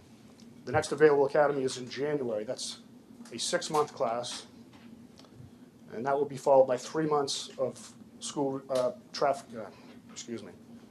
field training. So the officer won't be available in that position for 1 year. So the reason why I was looking for some guidance on that is because we wanted to fill that position as soon as possible and make it much easier for us to address that issue immediately. So with that in mind, there was going to be some discussion from the meeting that we had here about appropriating additional money for that position to separate the school resource and the traffic enforcement officer. Well, Jim Boudreau and I took a look at the budget, and we had an officer who was out on 111F, which is injured on duty status. That officer was out for 2 years. Now, HIPAA laws forbid me from discussing some of the issues here. But the officer, fortunately, was able to come back without restrictions when it was anticipated that he would be going out on involuntary retirement. Bill Gustus and I had discussion about getting ahead of the curve because we're always trying to play catch up with hiring people, which means we're always paying overtime until we get somebody out. So what we did was we funded a position, which now that money is not needed because that officer is back to work. He's been back to work for many months now, and he's performed well. In fact, he's working tonight. So I would like to hire that second transfer. Now, we hired 4 original appointments. We hired Officer Caponegro, Officer O'Connell, Officer Provost, and Officer Fitzmeyer. And since that time, we've hired 2 transfers who are currently working for the department. So Officer Does, that's his name, from Salem, would be the 3rd, and then the 4th would be the other officer, who I have not spoken to his chief yet, because I want to make sure I get the okay from the board to do that. So that's where we stand with our staffing right now. If there's any questions, I'd be happy to answer. Well, thanks, Chief. So if I have it correct, you're asking for 2 things. You're asking for us to change the fact that we would like someone go through the academy at this point and hire a transfer? Yes, at the last meeting we had in this room concerning this topic, it was 3 and 1. We were going to take 3 transfers and 1 original appointment. Right, so we changed that from 2 to 2 2 and 2 to 3 and 1. to 3 and 1. So now we can take, now you're looking to fill up the 4 spots with the 2 transfers at this point. And then are you also asking for us to also put one through the academy and add another member? Or you No. or you just want to do the 4 and that'll fill up every spot that If we we need? do the at this 4, point? we'll be at full staffing. We'll have a school resource officer and a separate traffic enforcement officer. And it will require no additional appropriation. Okay. From our prior conversations, I remember there was going to be an opening that was also needed to be filled within the department. Did that change or something happen? Well, we had the officer come back. Yeah, that was the officer came back, but wasn't there going to be a retirement There was a or a retirement. promotion or Officer something? Peabody retired in January. Yeah. Was there going to be something else that created a reason for another new officer? Yes, we had a promotion of Officer Scottina to sergeant. Yeah. He is now the daytime sergeant, which allowed us to put Sergeant Secretary into the detective's position, which Right. he is still in the process of doing. Okay. Are we going to be looking to add an officer next year because of that, or is it? No, that has been. Oh, this will be full staff. This will be for that. It'll be full staff. Okay. So we're just looking at this time to see if we would change for taking someone off the list and going through a year's worth of training and adding somebody now. Yes. Okay. All right. Tom, any questions or comments on that part? At that last meeting in July, Chief, we changed that to address immediate needs. And the one thing that I recall when I first became selectman is that a lot of the residents in town were upset that we weren't hiring anybody from the list. And when we did, we had great success. I understand right now the current demands that are on the town, and I know some of the demands, I'm part of that push as well. So I certainly do respect the pressure that's being placed on you and your department. However, I still can't help but feeling for these young kids that wait for an opportunity. What do we say to those people that are waiting? Why are we, I get we have the immediate need, but from a moral standpoint, I'm having problems with this. Financially, it's very simple. I don't understand the concern Okay. morally. Well, morally, I think that if I was on a list waiting for the possibility of being hired, and I listened to a selectman meeting, and once we reduced the opportunity from 2 down to 1, and then from 1 down to 0, I'm feeling wronged by the town. I'm feeling wronged by this board. Okay? Financially, looking at the budget is very simple. As a CPA, I see the dollars and cents. Get the person to work right away. We don't have to wait. There's no overtime involved. I get that.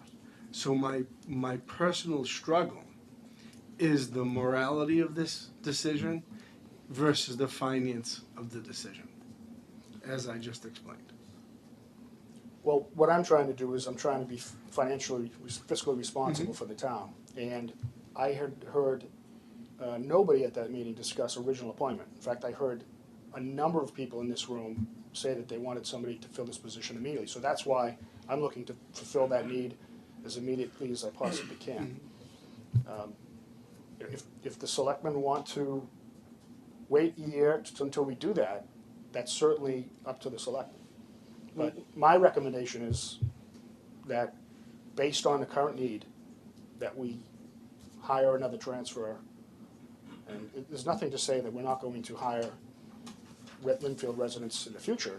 I'm sure we will. We've done it in the past. In fact, the last 6 hires have been original appointments who were officers that grew up in town. But Chief, so if we don't do this, that traffic officer is delayed about 1 year? Yes. So the significant need that we certainly have been talking about for 1 year, and certainly was that discussion in this room. We have to tell those residents we're going to delay it 1 year. Unless there's a retirement, or unless somebody decides to leave the department and create a new position, then we can certainly revisit that. Now, there'll be another exam which will be certified, I believe, November 1st. So even if the decision was to hire somebody off the original appointment list, we would never be able to do it off the current list. We just don't have the time to do it. Is there anybody in your department that you envision in the next year or two looking at retirement? Well, I have to be very careful when I discuss retirements and officers because we had an issue here many years ago with the town that created some type of issue. How about if in I the courts. rephrase it? As a manager, if you're looking at your assets and one asset may no longer be in use. That's a very slippery slope. Yeah, that's a lot different. He's very happy. I would say Let's see if I can that help. I've had nobody come to me and say that they're going to be retiring next year. And I've had no discussion, nor will I have a discussion with anybody to determine whether or not they're expressing interest in that regard. I think that's all I can comment along those lines. Let me see if I can help the chief out. By taking the third transfer officer does, we will be at a full complement. Right. Our shifts will all be fully staffed. The school resource officer / traffic enforcement officer will be filled, and we'll have the detective sergeant. When we were going through this budget after that meeting, I spent probably hours with Chief Breen trying to identify where this additional traffic officer was. And what we figured out, as he said, is we have an officer who was out on 111F. We were filling those shifts on overtime, which means we were paying time and a half for every one of those shifts. It was costing the town probably between $80,000 and $90,000 a year to fill that shift because the particular shift that officer worked was always filled. So Bill and the chief had put in the budget the hiring of additional officer.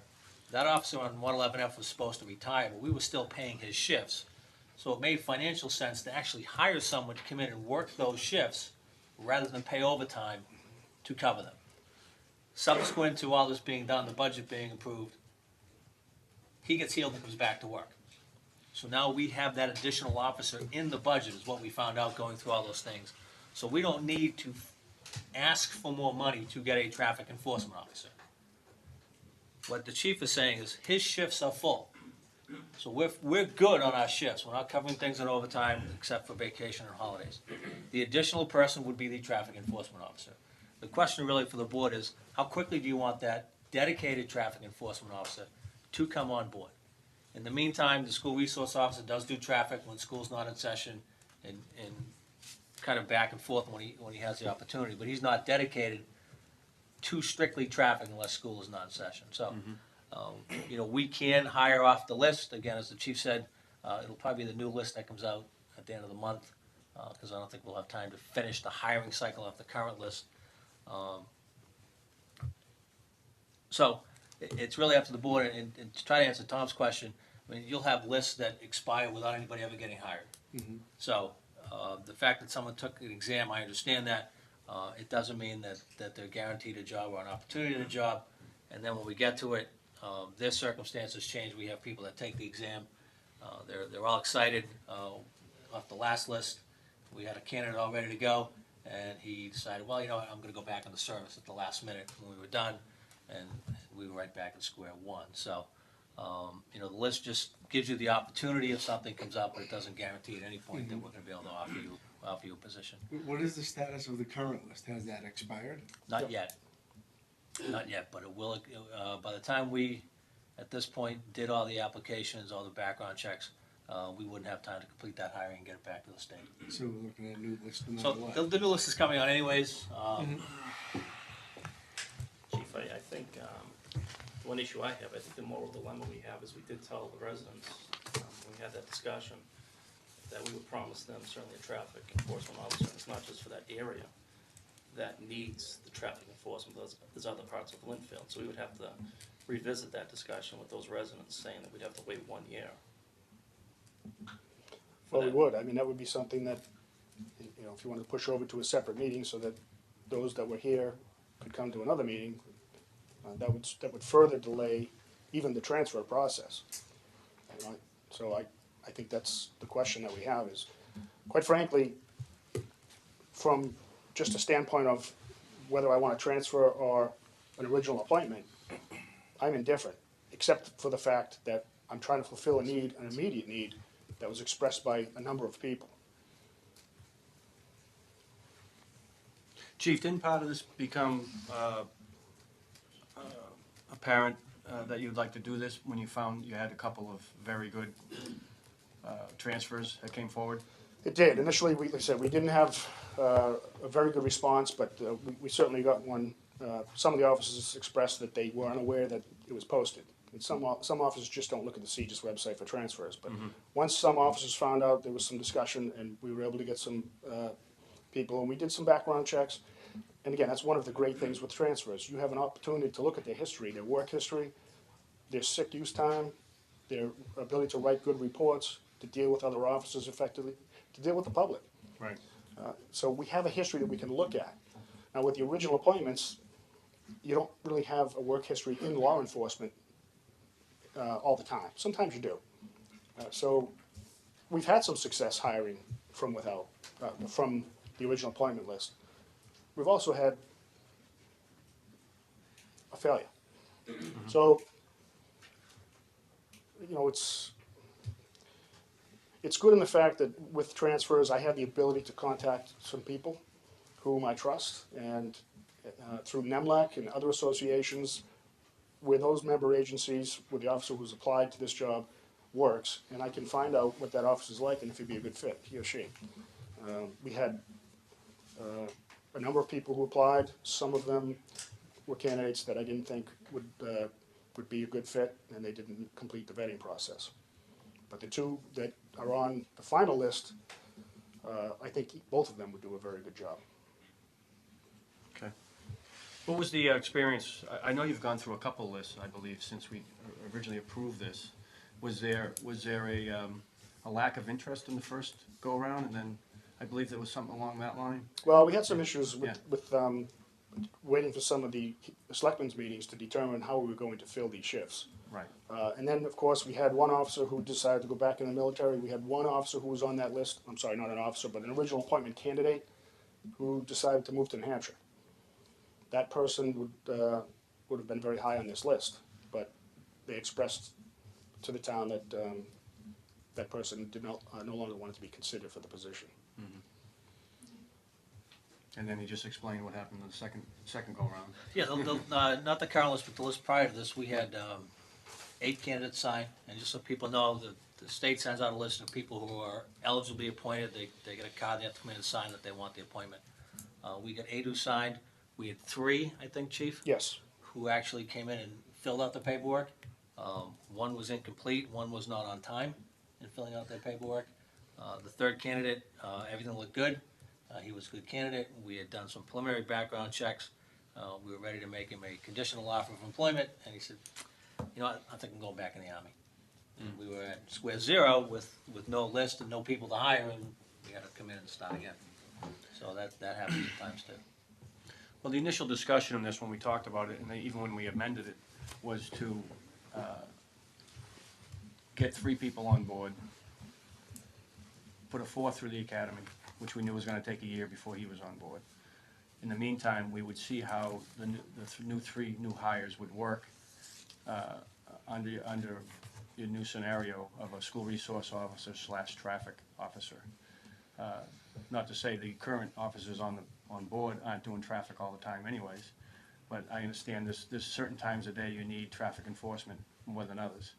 Is it possible the Mr. Curran or whoever's in that position could still do both of those within a day's time and cover both, maybe not as fully as you want, but at least see how it's going to work for a year? Because we're only a month or so in to the school year, and we're already trying to change it. Well, I suspect that the same residents that wanted a traffic enforcement officer as a sole appointed person would have problems with that, because currently that officer is spending quite a amount of time in the schools. Now, when school's not in session and during school holidays and the summer break, that officer will also be assigned to traffic. So essentially during those periods, if the traffic enforcement position is filled, we'll have 2 traffic enforcement officers for that position, unless that officer decides to take vacation during that time, which I would advocate, so that he would be in the school during school times. But he certainly has the right to take accrued time whenever he wants to. Right. I'm a proponent, and it's worked out very well for this town to hire within at least at least on a one-to-one basis, and not if even less, probably is the way the force is comprised today. Our last 3 hires within town have worked out excellent. I know the other officers have been on the force for years that grew up in town, are some of our best officers, so I really do like to promote taking someone off the list. We went from 2 down to 1, and I still think it's a great idea for the town to use some of their town, you know, the youths and the, you know, for a better word, and for lack of a better word, a townie that's been here and grown up here and gone to school here and knows everybody. I still think it's a good way of completing the force. I don't disagree. You know, so I realize you have some good opportunity now, but I still think it's a good idea to stick to our plan that we changed on the last meeting, to still put 1 through the academy. And I'd like to see what the rest of the board, how the rest of the board feels about that, but I think it still is a good plan. We're only a month into the year, and I don't know if there's that big of a need to change at this point. You know, in a year's time, we'll have another officer on force, and he can fill that spot. If he went through the academy in January, when would he be on the street in Linfield? He or she would be on in about November. About November next year, so a month after this next year, okay? Now, we have to move quickly because even though it's October, the time to go through that interview process, the background check, and all of those exams that we talked about, those have to be completed prior to the January Academy. And the January Academy starts very quickly after the turn of the year, so. So the vetting's gotta happen quickly. It takes, the reason why I said it takes 1 year for the whole process is because it usually takes 3 months to get a person into the academy, the whole start to end process, and then the 6 months in the academy, and then the 3 months field training, so essentially it's a year. So we have, you know, just under 3 months now to the beginning of the year, so. Sure. It would be a move. So Chief, when you look at your total department, and we look at the growth of the town, and we filled these next 2 positions, whether this last one is a transfer or someone from the list, that's at the full complement that we voted on in the past. Now, when you go back and reflect upon the reports that you have for what your staffing should be, are you on the spot or are you still behind? Well, with these 2 extra positions, we'll finally have a full complement on the day shift, which we just haven't had. And of course, retirements, just when you start to play catch-up and you think you're right there, now you're back trying to fill those positions through one of those 2 processes we've already discussed. So we will have a school resource officer, and I believe, and I thought we voted on the traffic enforcement officer, sole traffic enforcement officer. So if we have those 2 separate positions, we'll have full staffing plus those 2 positions. And I think we'll be in very good shape. I mean, I think with the changing dynamics in town and the change in population and growth, it's something we're going to have to evaluate every year to see calls for service, how we're doing. Most recently, we had a situation where we had a call that was a domestic violence call. That particular call requires both area cars plus the sergeant to respond to. At the same time, we had another call in the North Hill area where we were going to have to send another town to cover our own call. Now, that doesn't happen often, but I think you'll start to see that more and more with only 2 officers working. So by filling the 3rd shift, Monday through Friday, we'd have an extra officer available to take a call. And if we had to break another officer away, or myself or the captain, we could do so. Wasn't a study done years ago where even with the addition of the current staffing, that we were still behind 2 or 3 officers? Yes, that was the Badge Quest report, which said that the current staffing was minimally adequate. That was having 13 officers. We will now have 15. So that, and it also will have a full-time detective, which the report called for. We've never had that. We currently do have that now. We have So we're staffed at 16? Sergeant Secretary, he's a sergeant, the detective. So we'll be 15 patrol officers, 5 sergeants, 1 captain, and 1 chief. Chief, I think I wanted to say, I think I agree with my fellow selectmen. It's very important to hire within Linfield and have Linfield residents on that force. I think it's very important to the community. But I think also we have to certainly understand the concerns of the neighbors and the traffic around the community. So if we do go to 1-to-1, so that full-time traffic enforcement officer be, as I said, a year off. But the SRO, that officer will still maintain his role of traffic enforcement until? Well, he will. Unfortunately, as I said, the officer is spending probably 80 to 85% of his time in the schools. So he's not out on the streets as much, as we would like. But, I can't break him away from a position where he specializes in, and if we send an officer in from the street, that officer doesn't have not only the contacts and the relationships that officer has built, but also the knowledge and how to deal with specific situations. Can it be done? Well, we did it for years, but it certainly wasn't the way that, I believe we should be dealing with those types of problems. We will still be doing traffic enforcement. And that officer will do, I think one of the takeaways people should get is when school's not in, you should drive extra slow. Because the school resource officer will be out doing dedicated traffic. But just to back up what the chief said, we were at the high school about a week ago, and I was amazed in less than a month at the relationship that this officer had made with the high school kids. Just stopping in the hall, saying hi to him, and how you doing, and it's only been a couple weeks, and it was amazing the rapport he already had with the high school kids, which I think underlines the importance of that position. But we will still be doing traffic enforcement. The chief has guys do traffic enforcement every day, and when the school resource officer is not in the schools, then he will be out doing traffic enforcement. Okay. Any comments from the residents? Sure. We'll come up to the podium, please.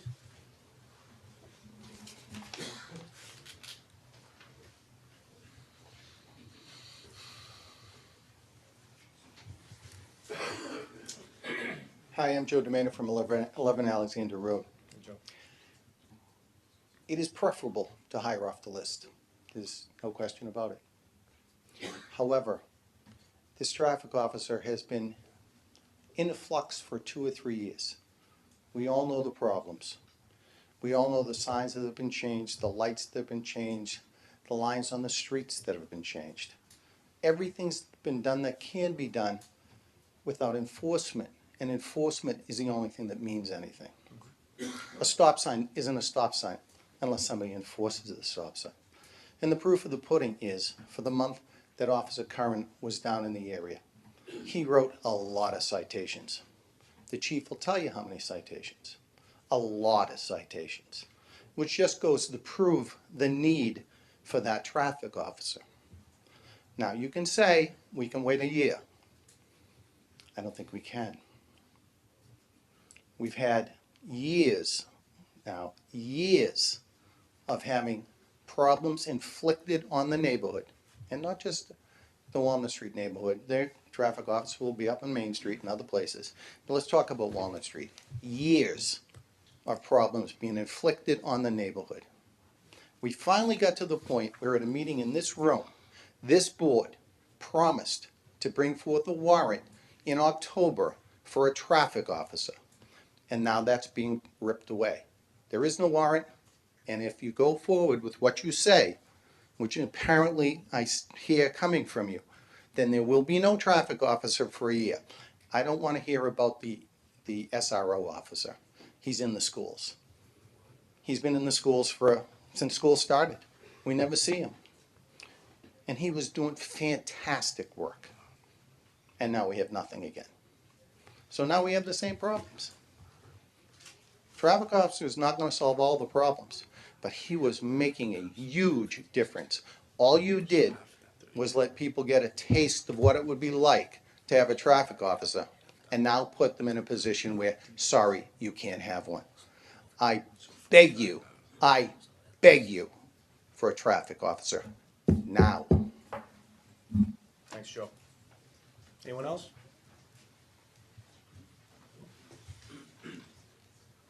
Sure. That's Steve. Thank you, Board. My name is Steve Berardino, 4 Stafford Road in Linfield.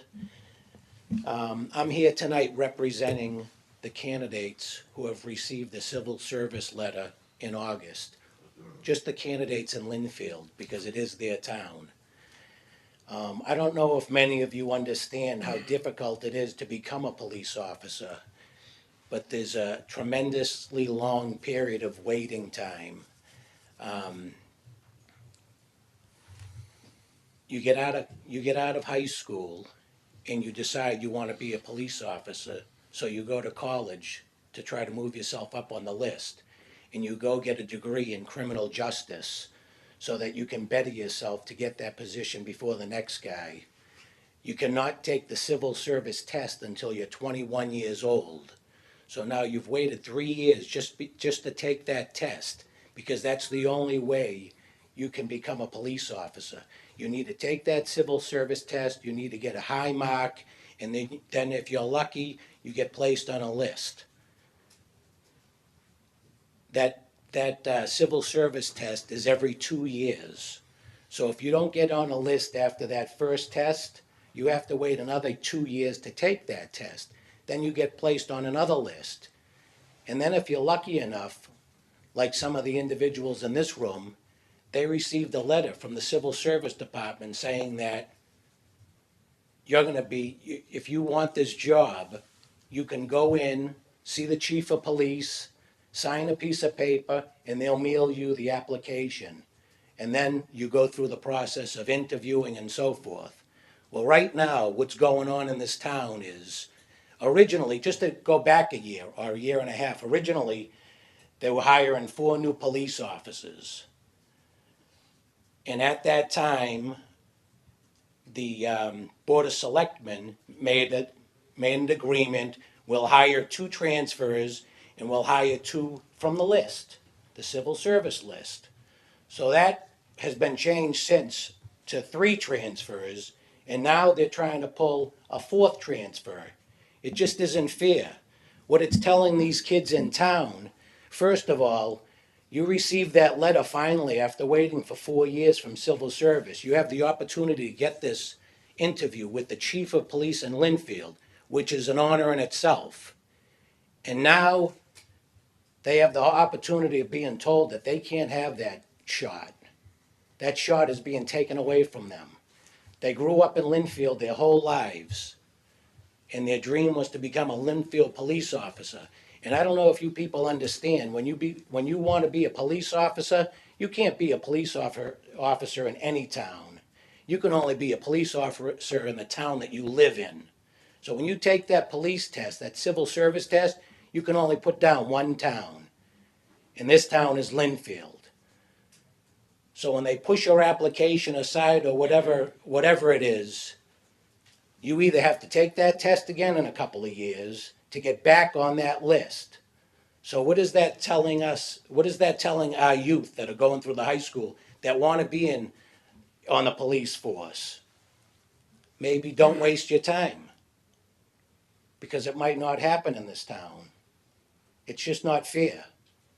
You know, these kids went to school, they got bachelor's degrees in criminal justice. They might not be street smart, but you know what? They have more law behind them than anyone that doesn't go to college.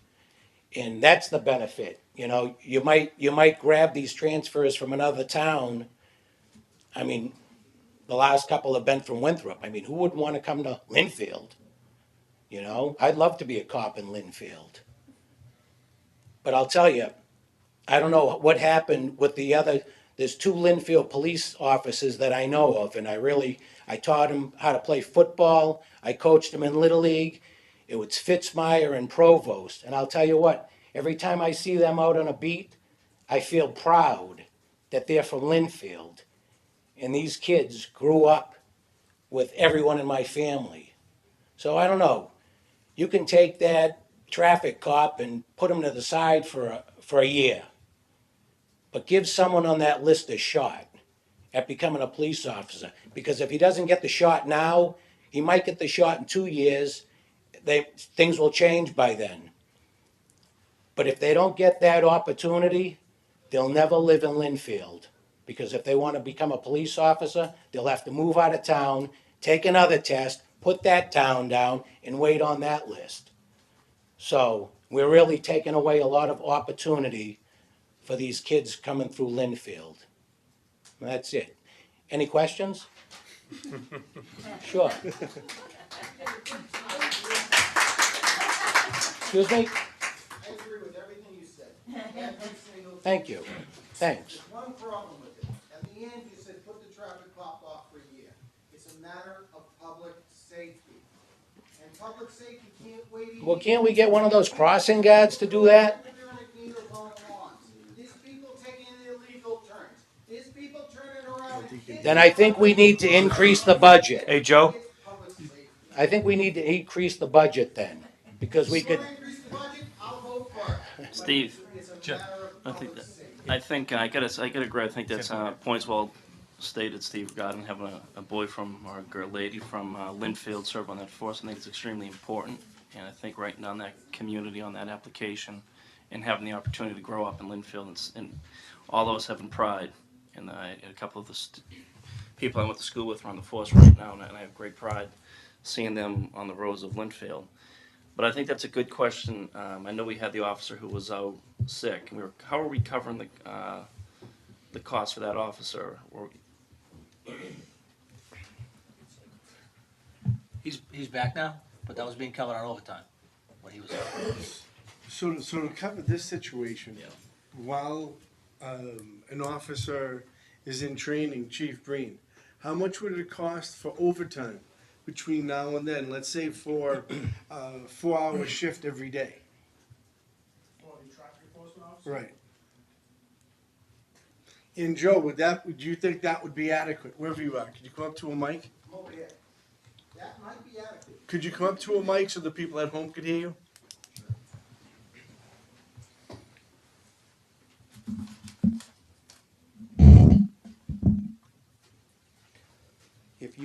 If you could find a way to get a traffic officer for 4 hours or whatever you think it would work, that would work. That would fill the gap between now and when a guy comes on full time. That would fill the gap. We would accept that. We're not trying to be irrational. We're trying to make sure everybody understands. This is a problem that we have to deal with. Everything this gentleman says, I understand. I agree with him in a lot of ways. He has to understand too that this is an ongoing problem that's going on for a long time. And we got a little taste of what it was like to have a traffic officer, and it made a huge difference. We could make a win-win situation out of this, Joe, with overtime. Bring it on. So, Chief Breen, what would it cost the town? What would we have to reappropriate to your department to create a winning situation here?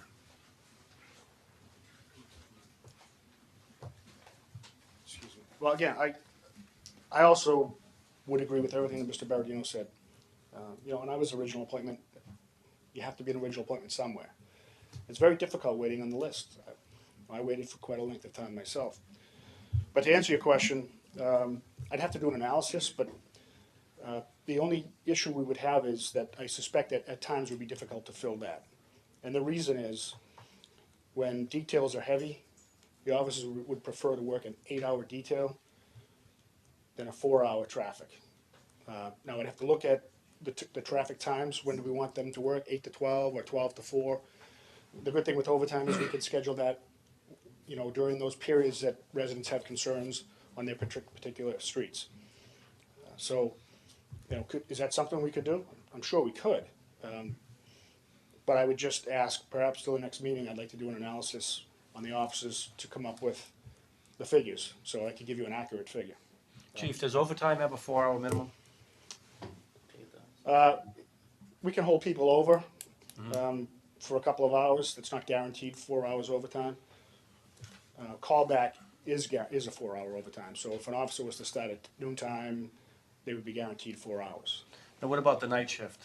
If the night shift, midnight to 8 or 4 to 12?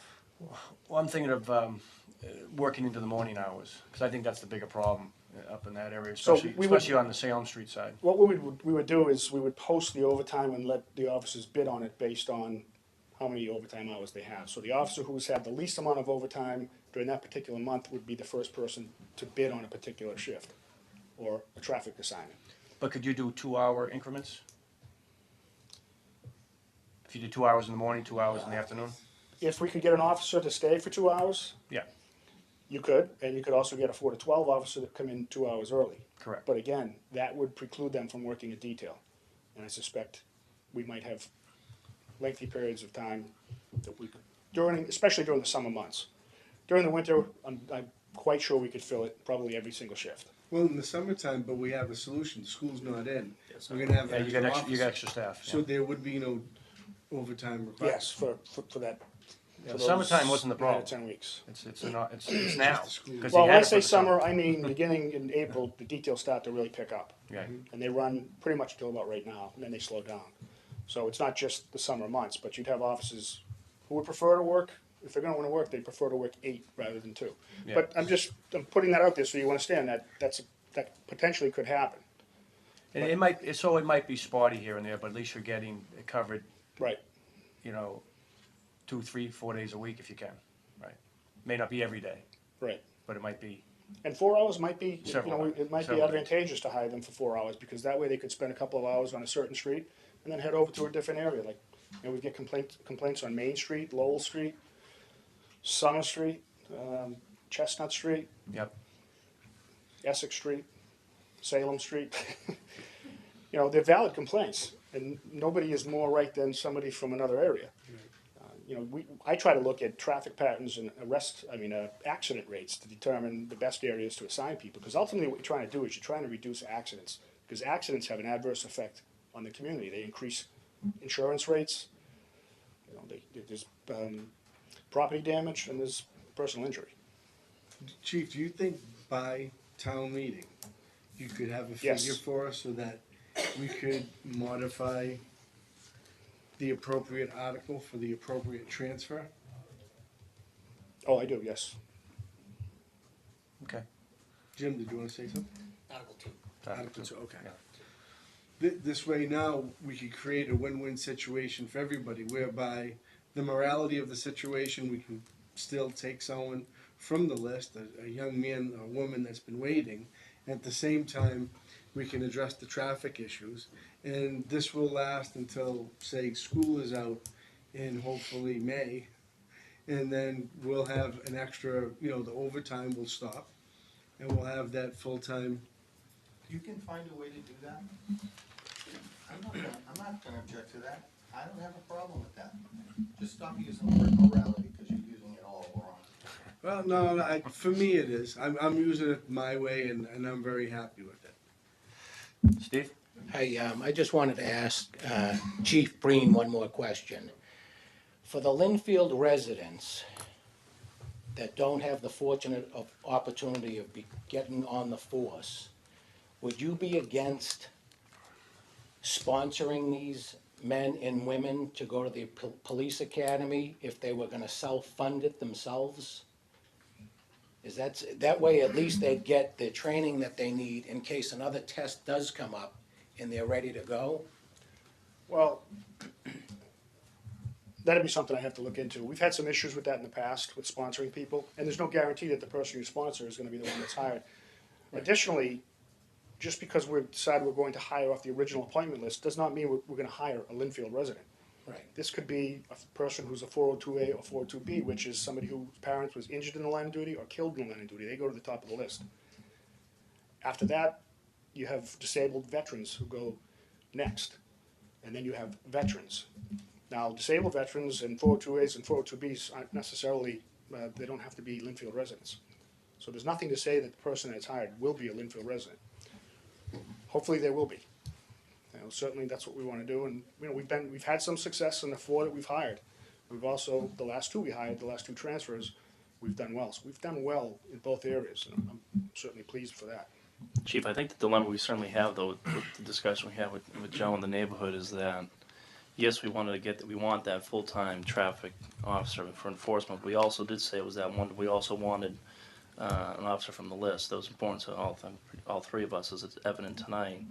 So it's certainly, I think, a good way of getting us certainly to the summer vacations and school vacations, and through that to get certainly a candidate from Linfield and the transfer to take care of the needs of both groups. But Chief, that didn't answer the question that I had. The question that I had was, if these Linfield residents aren't able to become Linfield police officers, is there any way, because I know by law that a chief can sponsor someone to go through the police academy as long as they self-fund it themselves, would you be willing to do that for any of these Linfield candidates? And I think I did answer that, Mr. Berardino. I said I'd have to look into that, and we've had problems with that in the past, with sponsoring somebody. We've had many requests to sponsor somebody in the reserve academies, and I've been very reluctant to do that because of some issues that we've had. So I certainly will look into it, but I will not commit one way or the other right now. Again, if you sponsor somebody, there's nothing to say that that person is going to come back to the department. All right, thank Okay, you. thanks. Appreciate it. Thanks, guys. Thank you. Thank you. So to wrap that up, we don't need to make a change at this point. It's already been voted the way it is. They'll get someone hopefully off the new list that comes out in November, get them vetted for the academy in January. And in the meantime, the chief will review the budget considerations and get that back to us before the town meeting in April, on the 19th. All right?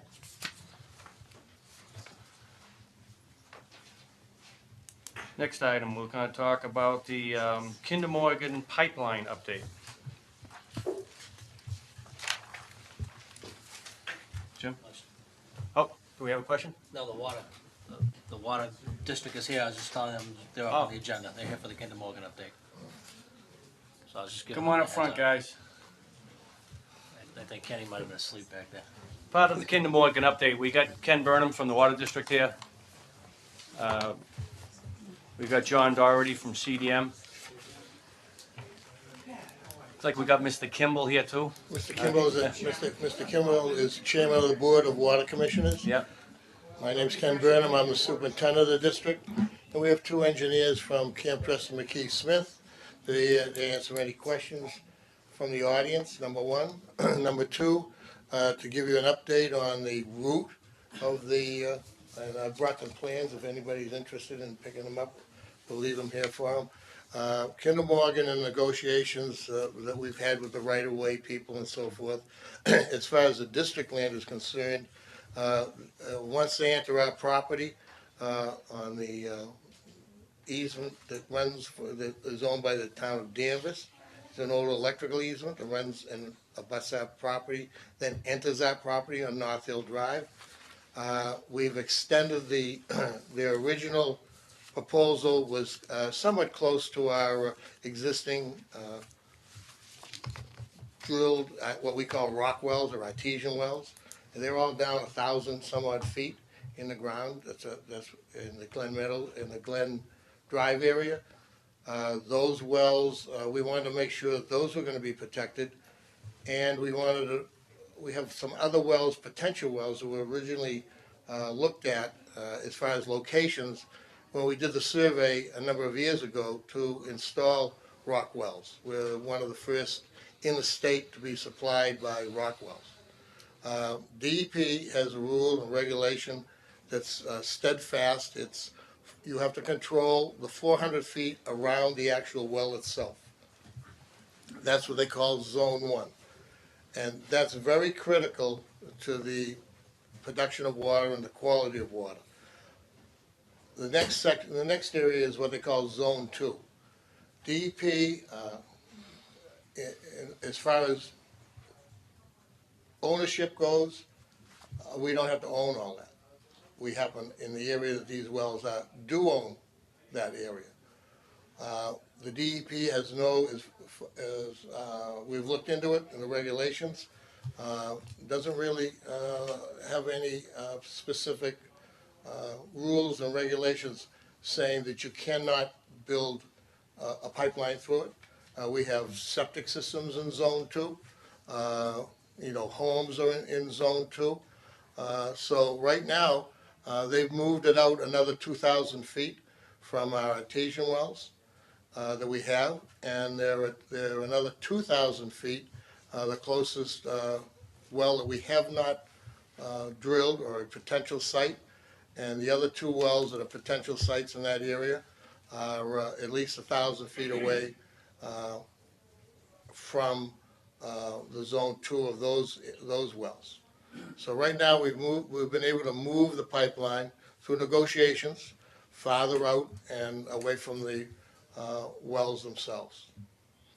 So, are there any questions that we can answer? Or we have engineers from Camp Dresser, if you have anybody has any concerns about the wells themselves.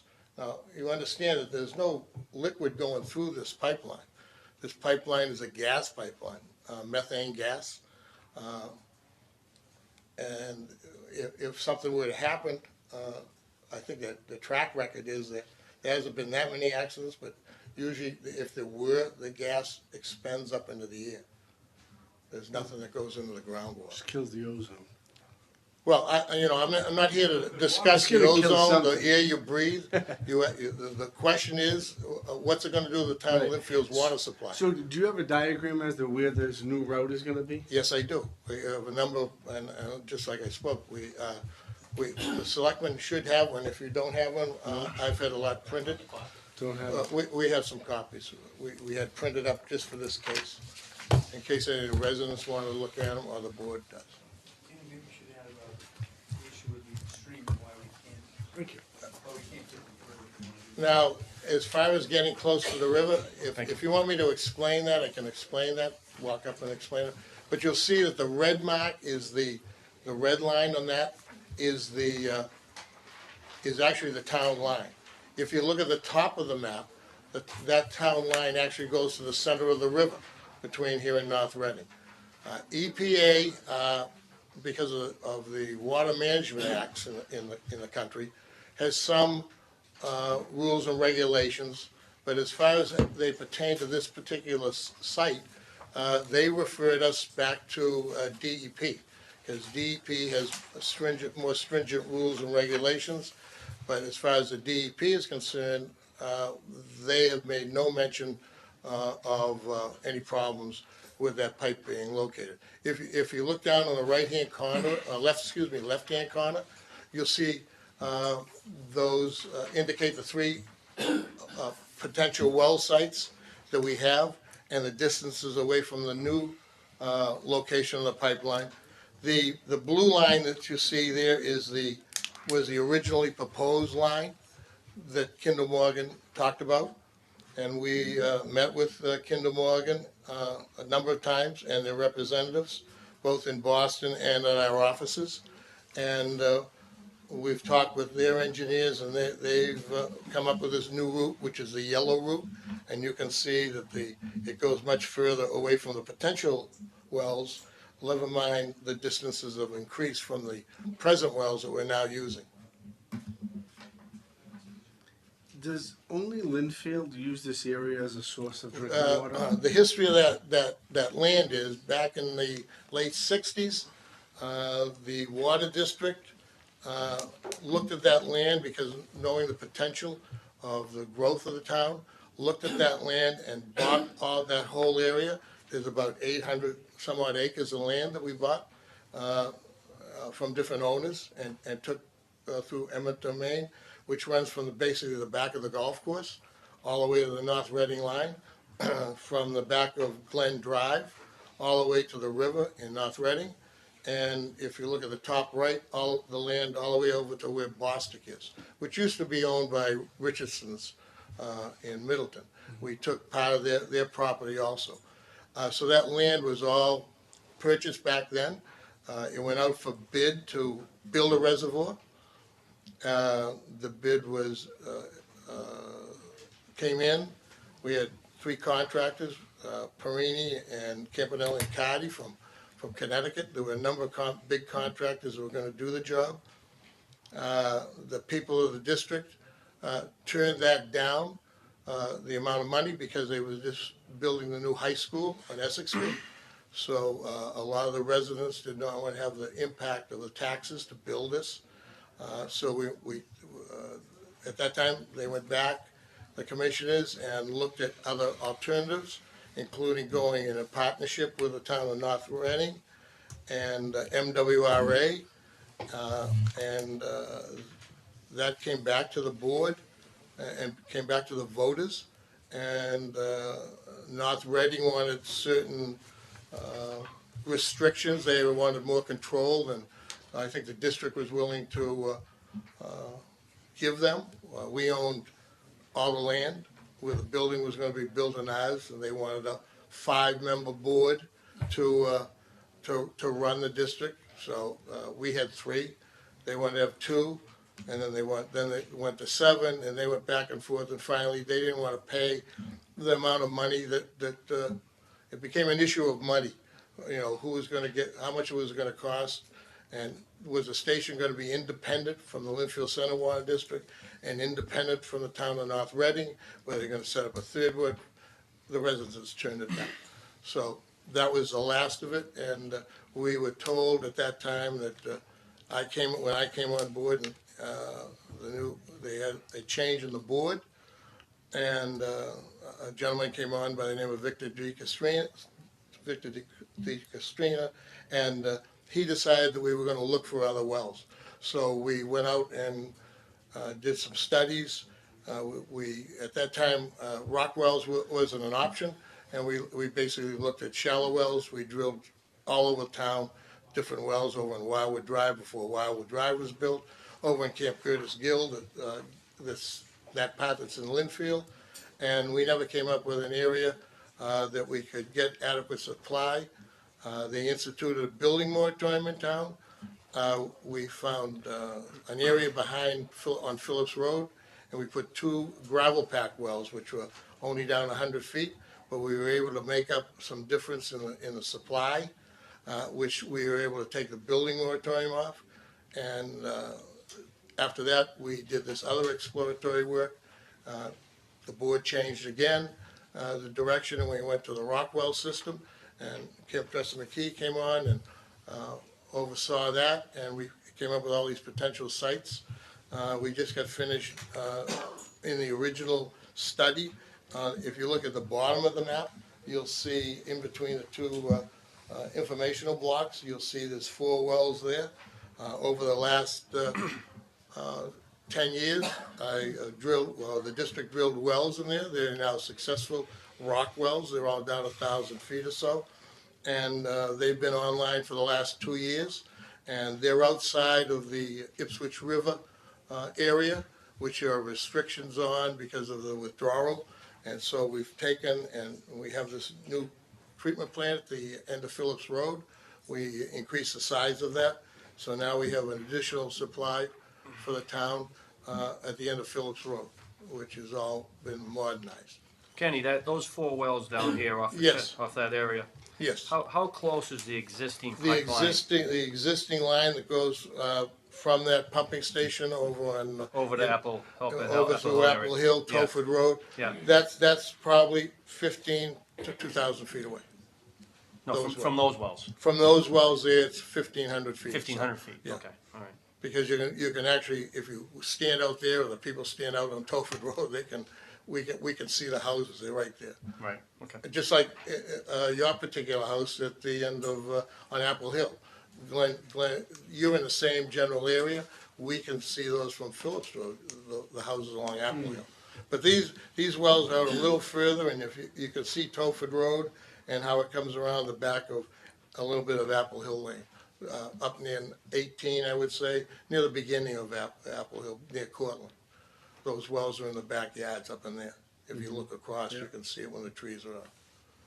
So when we met with Kinder Morgan, yes, in Boston, we asked them to push that as far That's away from correct. the wells, and they say that's as far as they can consider. yes, they because of the consider water that. We districts were on the other talking side. about the railroad bed, Yeah. of which the district owns. Yeah.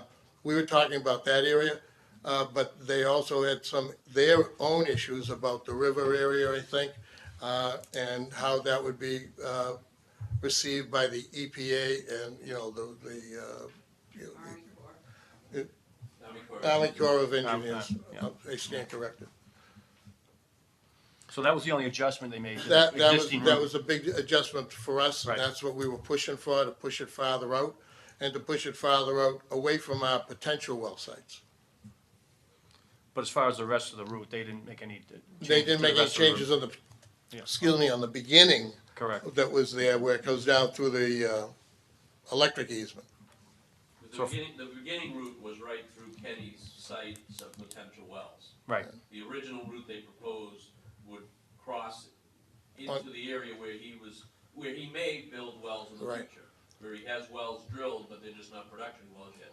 So in our discussions, we just advised them to try to move that off that site, which you guys have been successful doing. Good. The original plan that we saw last winter when Mr. Gus's called us and said they're looking to go onto your property was farther up Glen Drive, towards farther up North Hill, closer to Glen Drive, right around where Kelly's has a home. There's a drainage easement through there the town owns. And they were originally looking at that. But that was very close to our pumping station and even closer to the wells that we now produce. So that was one of the reasons I think Bill got discussing with them. We talked with them a little bit. But that was last winter, and they hadn't done the complete proposal yet. So they just had some ideas of where they wanted to go, up through Willis Lane and so forth. And then it was suggested to them, I guess, that they look at that other easement that was already there. And I think this spring is when we first saw, the beginning of the summer, the first proposal. That's what we've been negotiating on since then.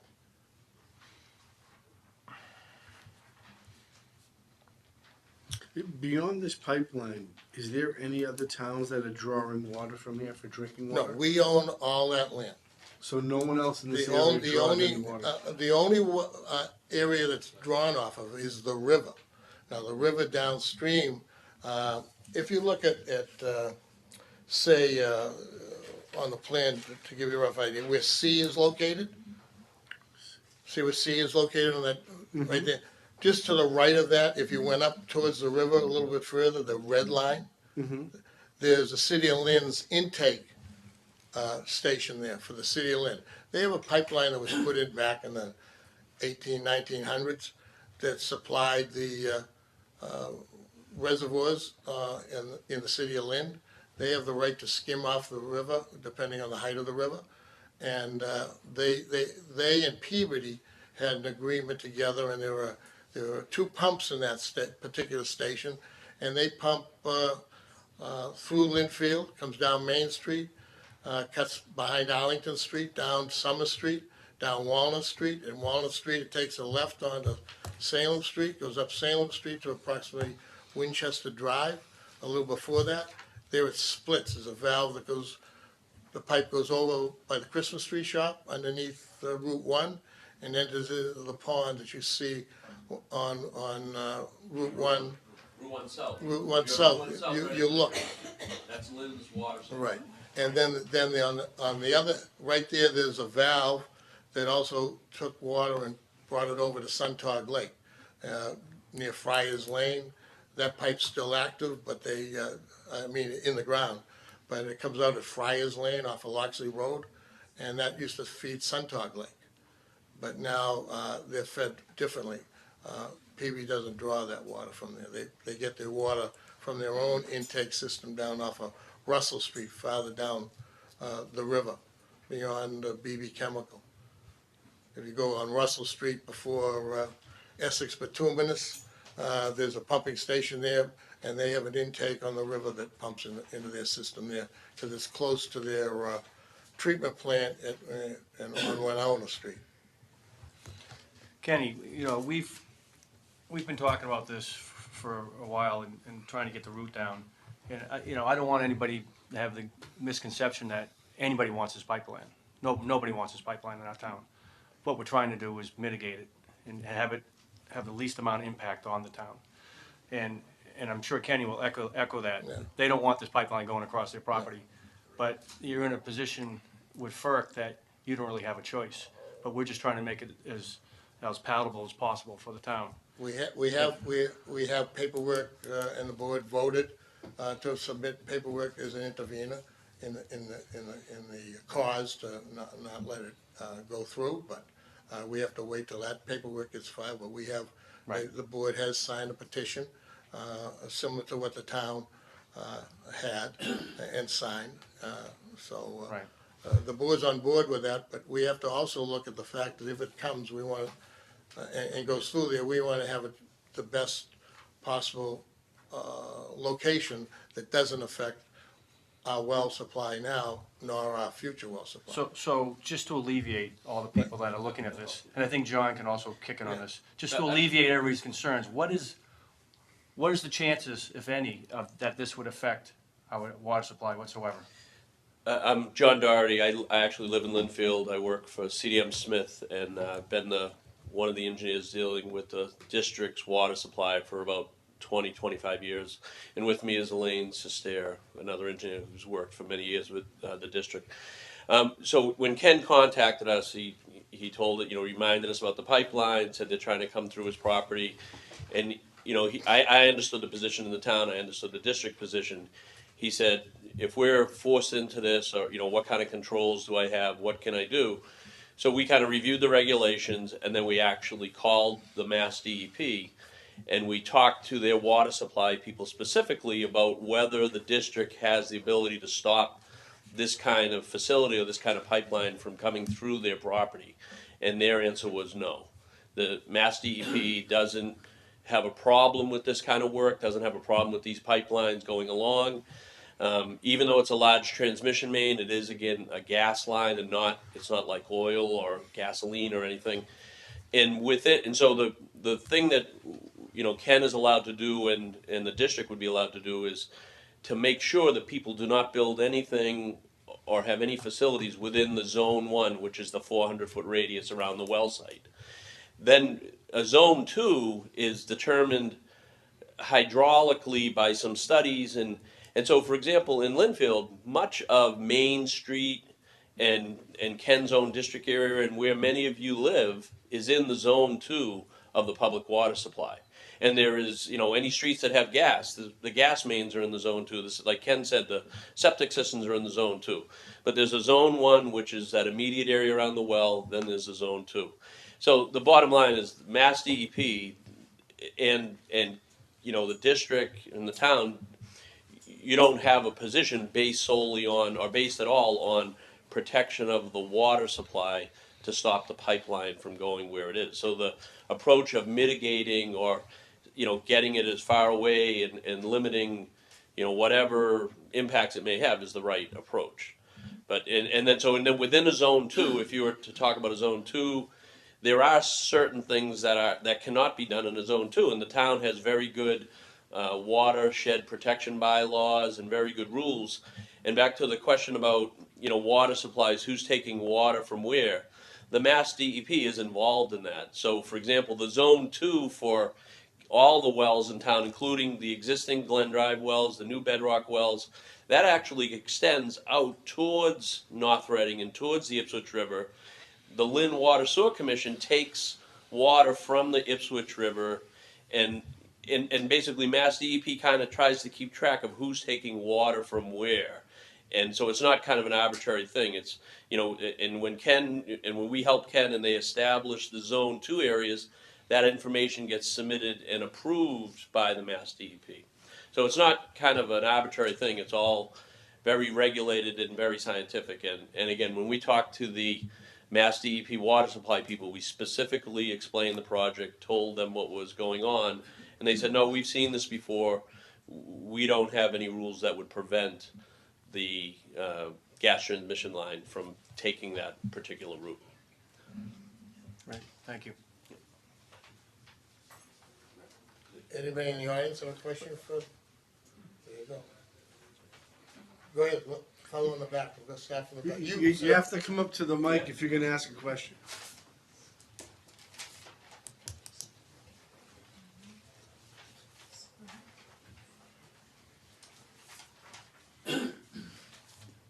Wayne Perry, Trickett Road, Linfield.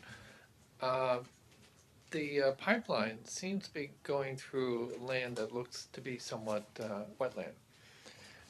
And it may or may not be put underground. If it is, then the clearance is kept by clearing and herbicides, which would tend to work its way down to the water level. I'm a little concerned about that. I can address right away herbicides. Please do. Any spraying that's done in town goes before the Board of Health, before the Selectmen, and before the water districts. There is no spraying that's done in town. Most of the area, because of the wetlands, are already governed by DEP rules and regulations to the utilities. Most everything in Linfield is cut. They usually send crews in to cut the easements and so forth. I understand that Okay. would be the case now. What about when this new pipeline comes in? As far as what work goes? No, I mean, if the area looks to be somewhat on the marshy, swampy Going side. through wetlands? Right. That comes under the DEP, and that comes out of the Conservation Commission. That's all the. I understand. No, it's a legitimate question. So there are millions of miles of these, regular gas lines and also transmission mains throughout the country. The company that wants to put that pipeline in has to comply with the local conservation commission, the wetlands acts, and the like. So, but they are allowed. If FERC decides that they would like to let that, they think there's a need and they're going to let them do it, they apply to FERC. FERC reviews the application, and my understanding is they may or may not approve it. But once approved, it has to be built following all the regulations.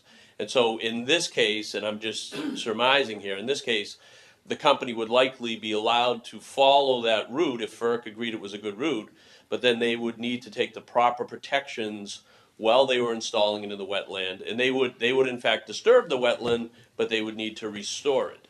So there are other places in the country where these types of gas transmission lines cross rivers and streams. In some cases, they'll tunnel and do certain drilling to go under a river. In other cases, they will get permission to block off a river temporarily, open cut, dig through, and then restore the river and the riverbed. So, I don't know in this case exactly what they would do, but they will have to follow all permitting regulations relative to construction and restoration. I'm not concerned about laying the pipe. Okay, once the pipe is there, underground, for a reason of argument, they are going to maintain the growth on top of it, because the tree roots will actually rip apart pipe. Right, we'll be drinking that stuff that they put on top there to keep the plant life from growing. Remember wood, shows up later? I'm concerned about that. I believe that Ken somewhat answered that question, but I think that, and I'm not an expert on the pipeline stuff, but my understanding of that is if the district were to say you cannot use herbicides, and my understanding is that they clear cut. So what may happen is they don't want trees and the like growing on top of the pipeline, and they like to be able to visually see the route that their pipeline is taking. And so my understanding in the case of Linfield, what Ken would make them do, or what the district would make them do, is to not allow them to use herbicides there. And we would recommend against allowing them to use herbicides. So they would clear cut to maintain it. So maybe, once a year they go through and they clear the path. But typically, my understanding is what the gas transmission companies like to do is to be able to fly the route and see that nothing is going on over their pipeline. And maybe I don't know to what degree they actually walk the route or inspect it on foot, but they would fly the route to make sure nothing's going on. So, I live in town. I don't think the pipeline's a great idea. If I had my way, I'd say no. But with respect to my role with the district, it was, does the district have a reasonable concern or a concern that they could stop this? And we looked at examples, we looked at the regulations, we spoke with Mass DEP, and the answer is no. And I guess, the other way to look at it is there are a lot more things in the Zone 2 of the district's well fields that are more concerned than the gas pipeline. Okay. Any more questions? Pat? How about if that gas pipeline leaks? constantly, and maybe for 20 years, like Linfield is one of the top towns in Massachusetts with the greatest number of leaks. And that's 24-inch pipeline. This is going to be bigger. So what's that going to do to the well fields if there's constantly leaks that aren't fixed?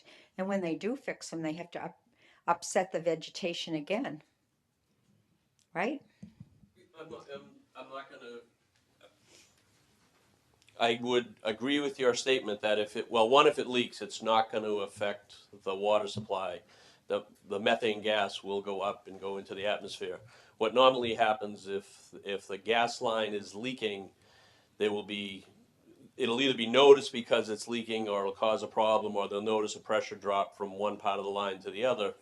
But the most likely scenario is that the vegetation around the leak will die off, and will be a reason for them to, be indicative that there's a problem in that area. On the permitting, on your questions regarding the permitting and the long-term maintenance of the pipeline, those are really much, I'm in agreement with you. Those are much more issues where, how do you maintain the wetlands, protect the wetlands? I'm looking at this with respect to the water supply, and given the water supply, I couldn't professionally advise the district that this is what you should say to stop the pipeline. So, please.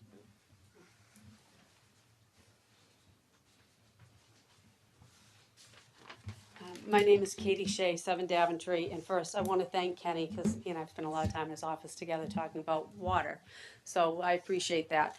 The questions that I have, you might not be able to answer these, but these are just truly questions that I have about the pipeline. One of the first ones is, how far in between are the shutoff valves? I don't know. Okay, so based on what I've been reading, and I haven't spoken directly to Kinder Morgan, I'm hearing that the shutoff valves can be between a mile or 2 miles apart. And so if there was ever, let's say we had a sinkhole, or let's say that there was some fault in the land, or, how would the gas be shut off? I guess we'd have to wait like over an hour or something for the gas to burn off, or is it done through software? Does anybody know what happens if a pipeline, do we know? I mean, I'll just say again, only from reading, I'm not a gas pipeline engineer, but only from reading the literature and all, is that I wouldn't think that you're incorrect about the distance of the valves. And I would expect that if a pipeline, we deal with water mains quite a bit, and sometimes it takes a good half hour or more to shut down a water main, to find the valve and to get the right spot. So the same with the gas pipeline. For you to say that, 45 minutes, an hour and a half, it's response time and finding the valve and shutting it down. So. And then what Excuse me, Katie, I just want to step in for a minute. These Kenny and John and company were here originally to talk about the water district, what kind of effect it has on the water. We're going to have Kinder Morgan on the last week of October. Okay. Kinder Morgan is going to come and be able to answer a lot of those questions that John may not have any answer for you right now. So we will have them that last week to talk to everybody in town, and they're going to have about a dozen of their engineers and experts here to talk to the residents. All right, Okay? thank you, I appreciate that. Yep. Then the last question that I have is, for the people that have the pipeline going through their yards, this definitely will, I would assume, affect the value of their properties. Have we made any contingencies on how we're gonna help them out as far as abatements, helping them with any concerns they have for monitoring if there is a leak? Because, a gas pipeline certainly isn't gonna, if there is a leak, we don't wanna wait for the vegetation to die off. But have we thought as a town what we're going to do to help protect these people? Well, a lot of that is going to be addressed at that Kinder Morgan meeting, but the meeting we've already had, Town Administrator Boudreau and Kenny and I met with them, and those concerns came up. Okay. They do have mitigation. All right, it's something where they get an appraisal of the value, and they'll get an appraisal of what if there's a drop in value, they actually compensate you for that. Mhm. How they do that, I don't know. Okay. Because everybody's prime concern is we don't want it in the first place. But when they do come through, they do have mitigation. They do compensate homeowners for both drop in property value and loss of vegetation within your yard. Or they pay for all that. Is that what we want? No, we don't want it to happen in the first place. But they go through and they put these in every year, and that's their process of doing it. If they won't fix the vegetation, they'll just give you a check and say, is the money to re-landscape the yard, or if your house dropped $100,000 in value, they pay you $100,000. That's what they do. And I know it's going to affect 8 or 9 homeowners in your neighborhood, and that's what their proposal is going to be. But they'll explain that in detail when they come in before us at the end of the month. And I believe that they're also going to show specifically the houses that are being affected of what's going to go on there. They're going to have photos, they're going to have aerial photos, they're going to show exactly what their intentions are for that piece of Linfield. And that's what we asked for, and that's what they're going to bring. So they'll be able to go over that in detail. Okay, all right, thank you.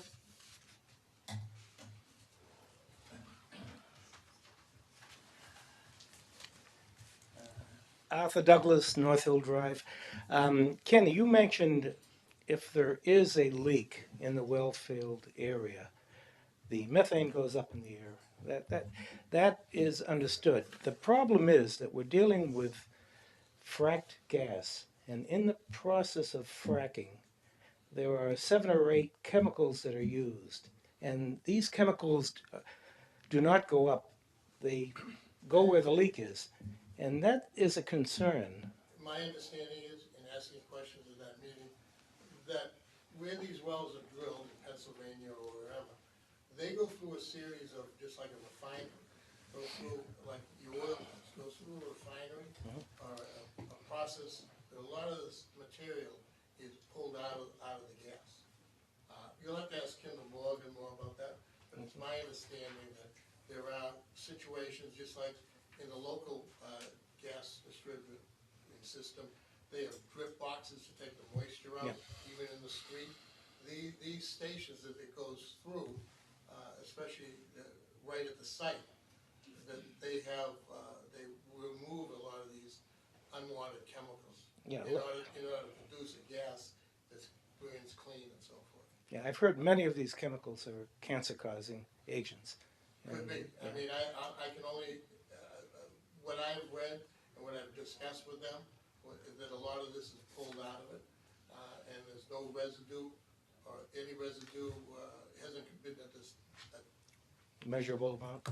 Yeah, or discuss, they haven't really got into discussing it. I think that's more questions that we should ask. Kinder Morgan. Kinder Morgan, to explain that, what they do to the frack gas when it comes out.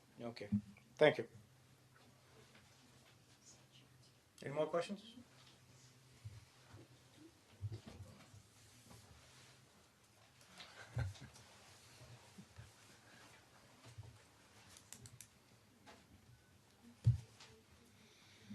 My name is Linda Garfro, and I live on Merrill Road, which is off of Main Street. And I have a gas line that goes through my property.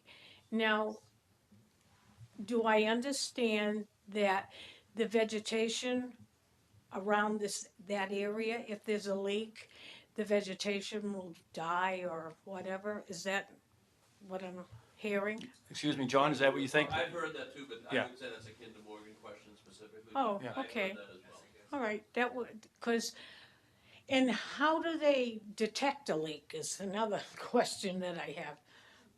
Well, How again, would I know?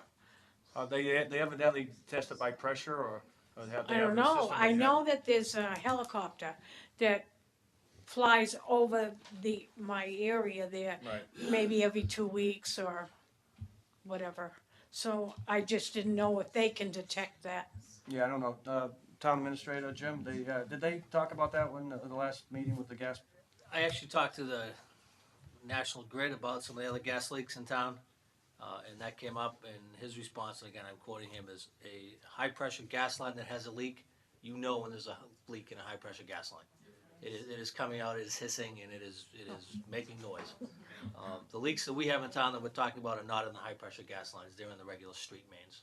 And I understand that the one that goes through my property is is not bigger, is smaller than the one that would be going through up off of Main Street. The new pipeline's 24 inches. And I think The this existing one is pipelines are 12 inches. 10?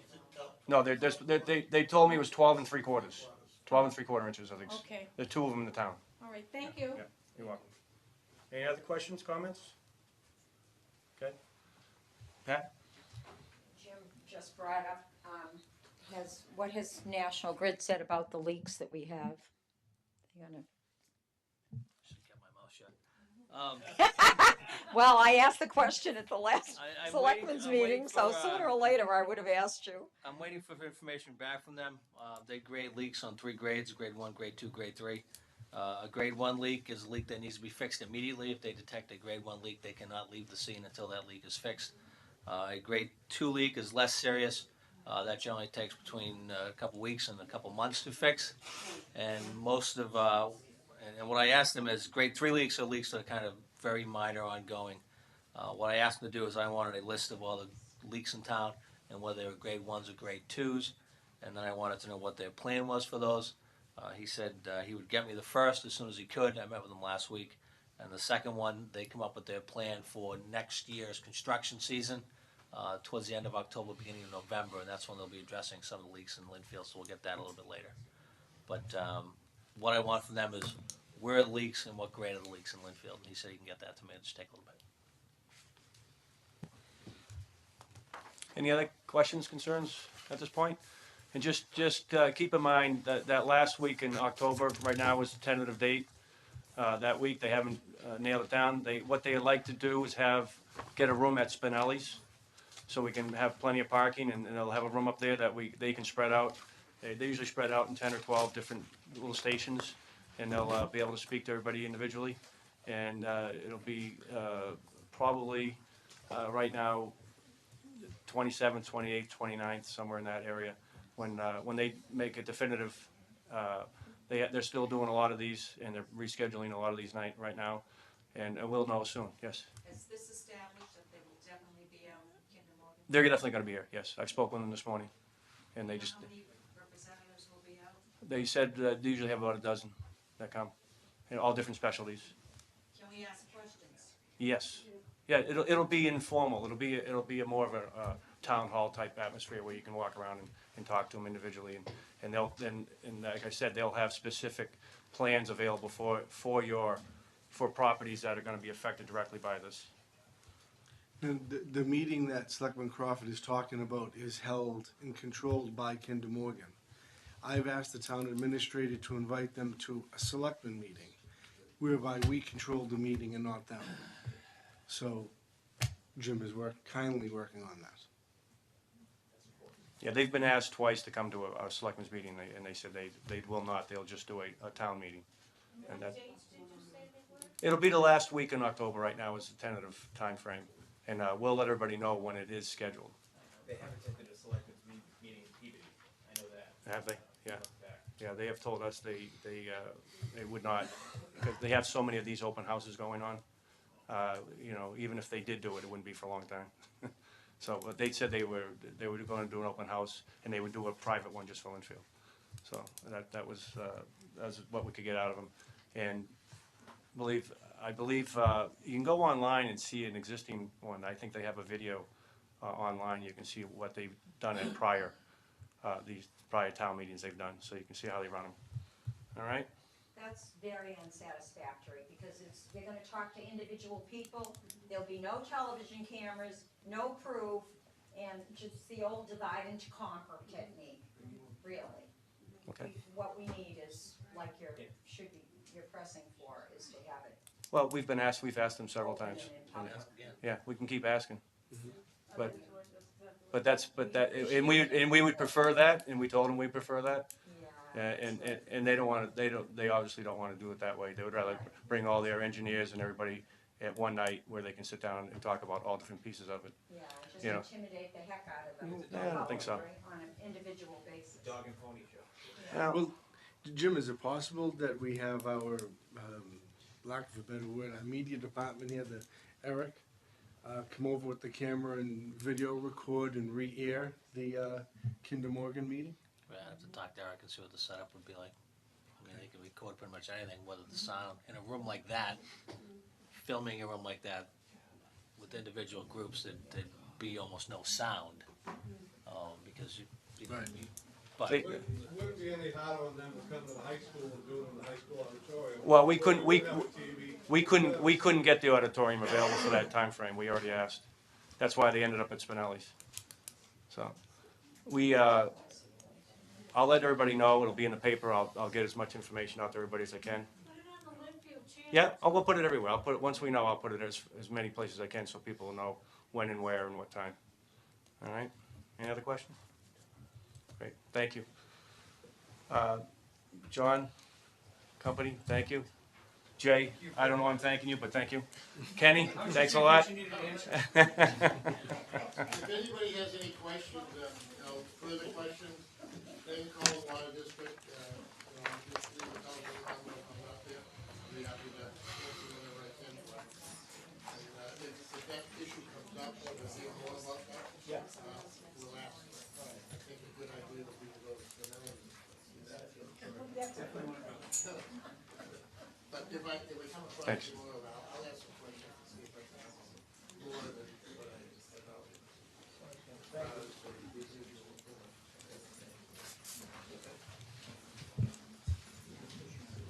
Okay, next on the agenda tonight will be an update on the Union Hospital. I'll just let everybody kind of.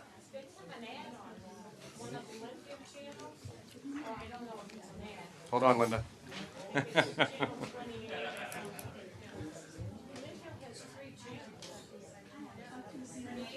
Excuse me, folks, if you want. Hey, folks. I'm clean now. They can hear me on this, they can't hear me back there. In Union Hospital, we set up a meeting with them on the 13th at the State House. We're going to talk with the Health Policy Commission. We got a meeting. Wayne, thank you for mentioning that the last time you were here, a couple of meetings ago. They will have a private meeting with us. We're going to bring in. It's going to be at State Senator McGee's office in the State House. We're going to have the state reps there, Mayor of Lynn, myself, some of the councilors from Lynn, and we're going to go over what the Health Policy Commission's attitude is towards it. They were aware of it, which I was happy, because some of the other ones weren't. And we will have a frank discussion on what they can and cannot do. Between the Health Policy Commission and the Department of Health, they do control the license for Salem Hospital and Lynn Union.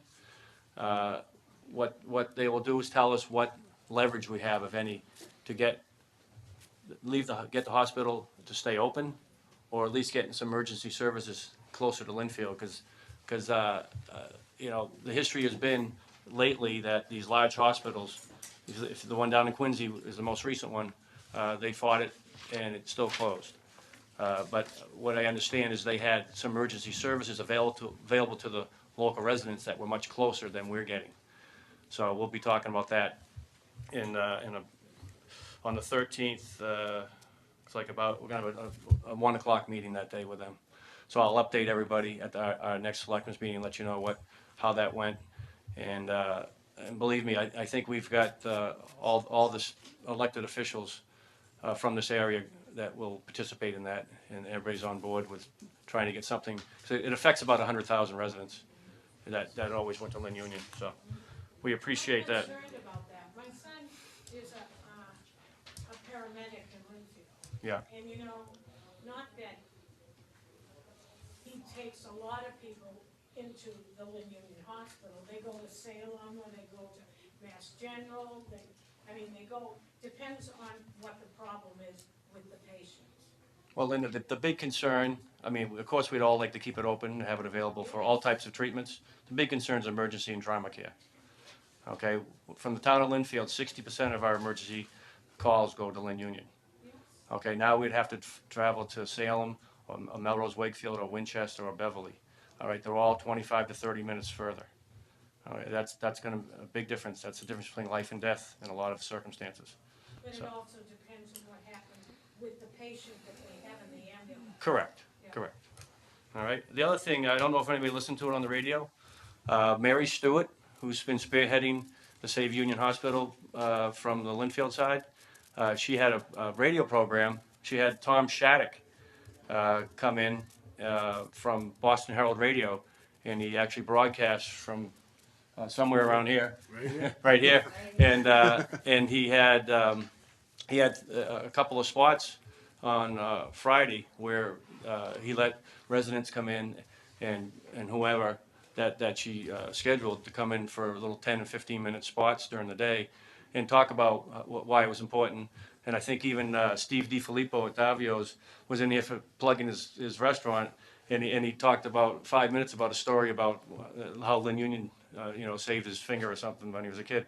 So it was pretty good, and I want to thank Mary for what she did on that, and thank Tom Shattuck for coming in. All right, so that's all I had. Any other questions or anything on Lynn Union? No? Any other comments? Okay. The next update we have is the Prairie Borough site. Excuse me, Mr. Crawford, I have to recuse myself because of a prior professional relationship I had with the owner of Pearly Borough. Okay. So to err on the side of extreme caution, I'll leave the room. Thank you.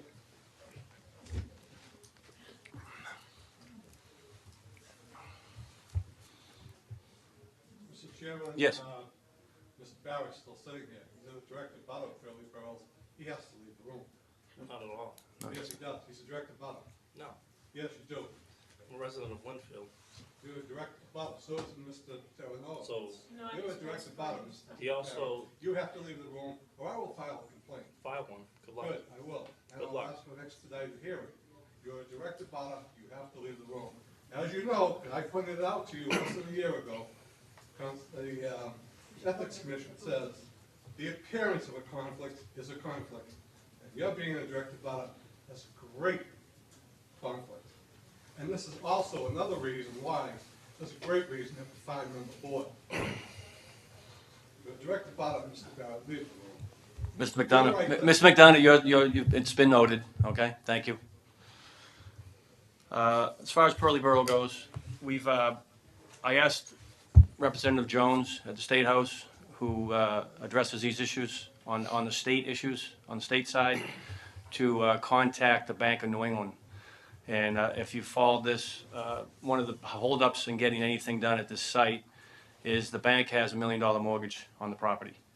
And the current owners and the developer that would like to do some work there has refused to do any more work at this point, or he's holding back from doing any more work or putting any more money into the property until they can be assured that the bank will back off of their mortgage and make it free and clear for them to do some work on it.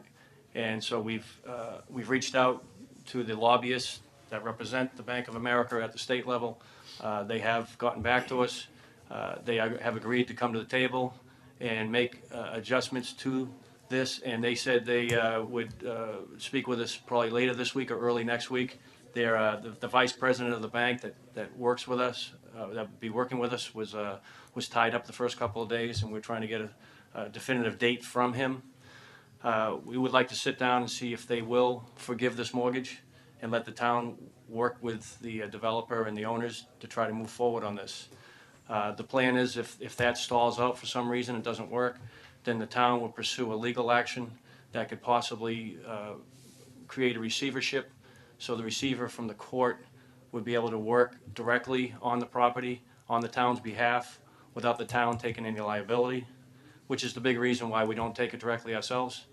And if that can be arranged, the receiver will have those buildings demolished and removed, and they will lien the property for the cost of that. And when the property is finally sold, they recoup their costs as well as the town. We're getting the taxes that are owed. The town cannot relinquish the taxes. We get paid no matter what. We're always first on the list. Anything that the court orders and gets done would be secondary to us. The third thing that needs to be done at that property is we have to define whether or not there's any long-term pollution and environmental hazard there. That can only be done once the property is secured and we can have it tested. So that's all going to get rolling the next week or two. Like I said, if the Bank of America and the developer are going to keep dragging this out forever, we aren't going to sit around and just let it go. If you've been by there lately, the buildings are literally falling down. They have been for years. The main building has asbestos in it. No one wants to touch it. If it costs $10,000 to demo the property now without asbestos, it's 50 or 60,000 with asbestos.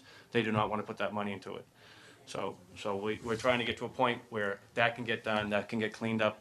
I'd love to get it done before the winter, and I get that place secure. It's not only an environmental hazard, it's a public safety hazard, and it's a health hazard. So it needs to be addressed, and the slow turning legal process is still working, but it took 2.5, 3 years to get to where we are now. So we hope to get some good news from the bank when we speak with them, and then we'll work with the attorneys for both sides. The attorney for the owner is a Linfield resident too, so he's very well aware of what's going on. So we hope he'll work with us and move this forward. All right. What else did I have? And quick question to Jim, have we had the building inspector visit the property since the last meeting? I don't believe he's been out there specifically since the last meeting. I know he goes by, as I told you, we keep going by to make sure the used cars aren't getting sold anymore. But I don't think he's been out there specifically since the last meeting. And the current use, I know there's commercial use on that property right now, is that something he's also looking at? Well, it'd be non-conforming because that's a residential zone. I would think that the non-conformity has gone away because the property hasn't been used in so long in that commercial use, so I think any zoning that would go in there now would be residential. The proposal I spoke to his attorney with was about, they wanted to make sure the lot was cleared and there wasn't any environmental issues, and they wanted to build 3 homes on there, 3 residential properties with an entrance from each street, one from Salem, one from Fairview, and one from Witham. The Witham side has a non-conforming lot. They'd have to get a variance for that, but that was just for the entrance side of it. I told both the attorney and the developer that it would be preferable to have some sort of recreational land there for the residents of that area. There's that back lot on Witham, which they'd have to get a variance to get into, would be the most logical part because it's landlocked. It's a safer area. It's not running near a busy street. And then we could possibly let them build 2 homes, one off of Salem, one off of Fairview. That's looking down the road. We'd like to get it cleaned up and get it tested first to make sure that can be done. So we've had some tentative discussions on that, but that's, again, it's probably a year or so down the road before something like that starts. Hopefully we can get something done a lot quicker as far as getting some either legal action or get the banks to work on getting that cleaned up a lot sooner. So I will update everybody in the next meeting after we talk. Joe? Yep.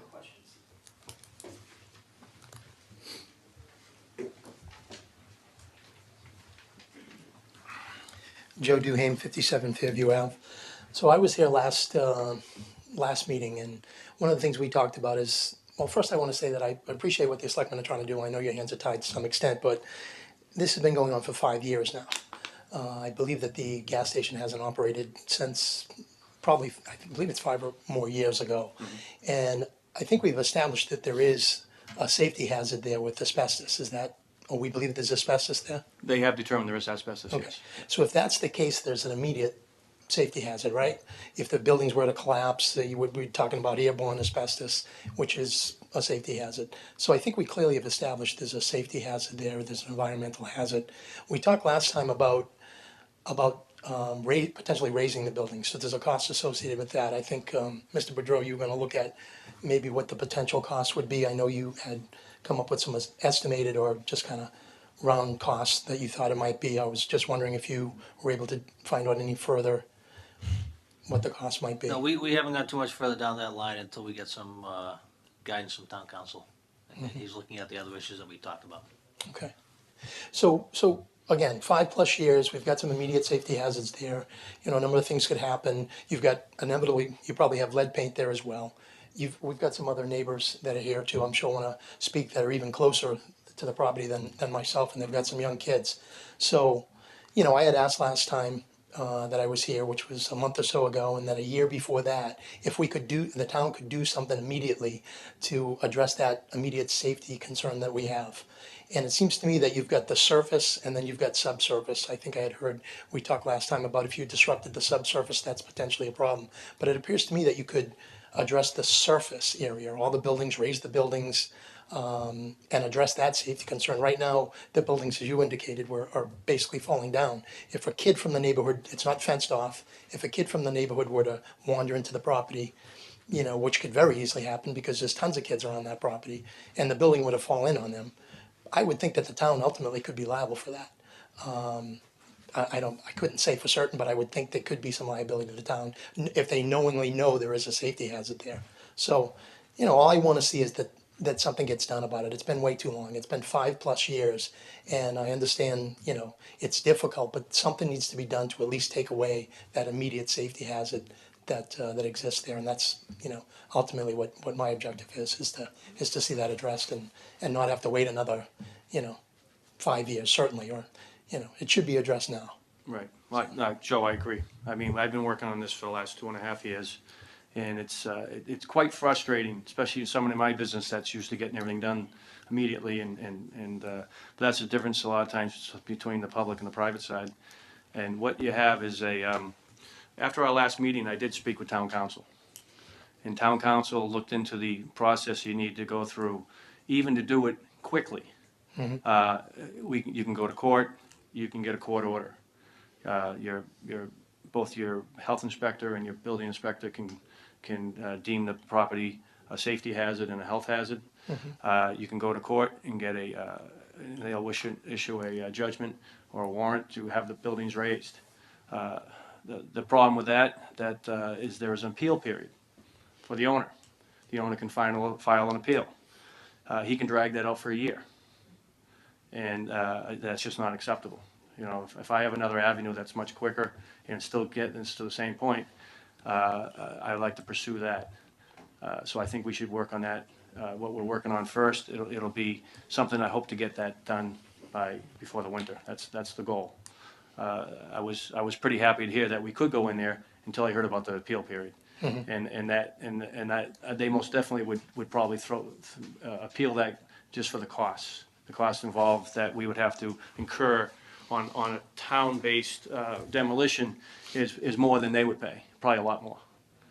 We have to pay prevailing wage, public rates, and as you know, and I know you're familiar with that type of business, it's not inexpensive. So we're going to pursue the two routes we're taking now.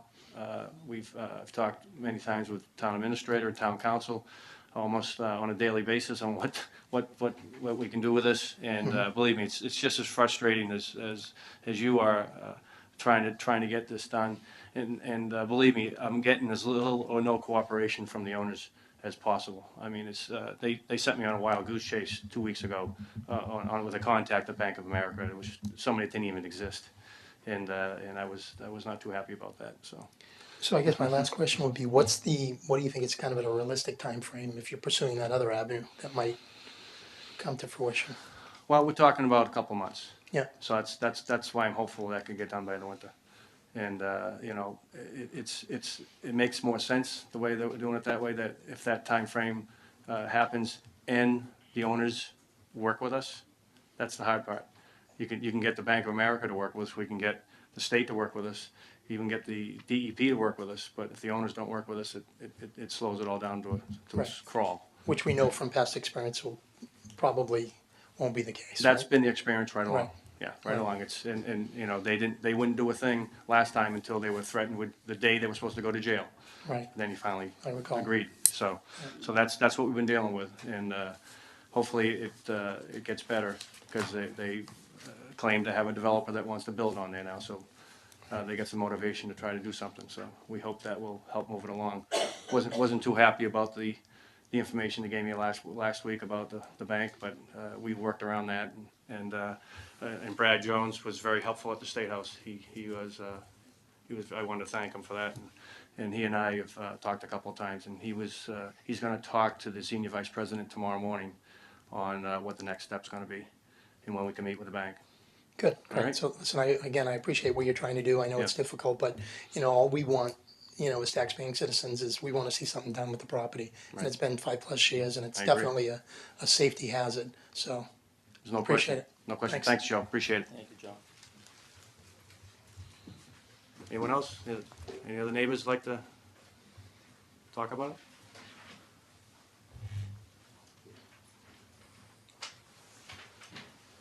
Good evening, everybody. I'm Jason Smith, Fairview. I'd like to just reiterate Joe's thoughts. Our neighborhood is incredible. It's got 10 kids under 8. And the way I see it, the older they get, the closer they come to wandering over there and getting into trouble. We do our best as parents to wrangle those, keep the kids in the yard, but that property poses an extreme threat to all of our children. Not only that, but a place that was at one point in time a point of pride for Linfield, being the oldest pumping station, has now become the greatest source of embarrassment to the community, especially the south end of town. Sure. It's just, I can't express how much urgency there is to see those buildings knocked down. I've been in town for 3 years. I've seen in the last 3 years decay. I've watched the roofs cave in. Every storm that comes through, it gets a little weaker. And now to hear that there's potentially dangerous materials on the surface, they got to go. So I implore you to all keep the gas on these people and get them out of there. No pun intended. Thanks, guys. Jason, thank you. Thank you. Oh, and if I could just clear up, there was a question about their nonconformity. I can tell you that there's a landscaping company over there. It's a part-time car dealership as well. Yeah, that gets addressed on a weekly or bi-weekly basis. The landscaping we company throw, now, we, because we throw them out. They move everything out, and then a day later they're all back. Right. And other than having the building inspector sitting there on a daily basis, they've been getting told to get them out of there at least every 2 weeks. I might need to be deputized. I have Yeah, a we'll perfect, get you. I have a perfect view to let you know when they're there. Maybe we can do that tonight. Okay. Anyone else on Pearly Borough? Okay, great. Thank you. Thank you. So, let Tom back in.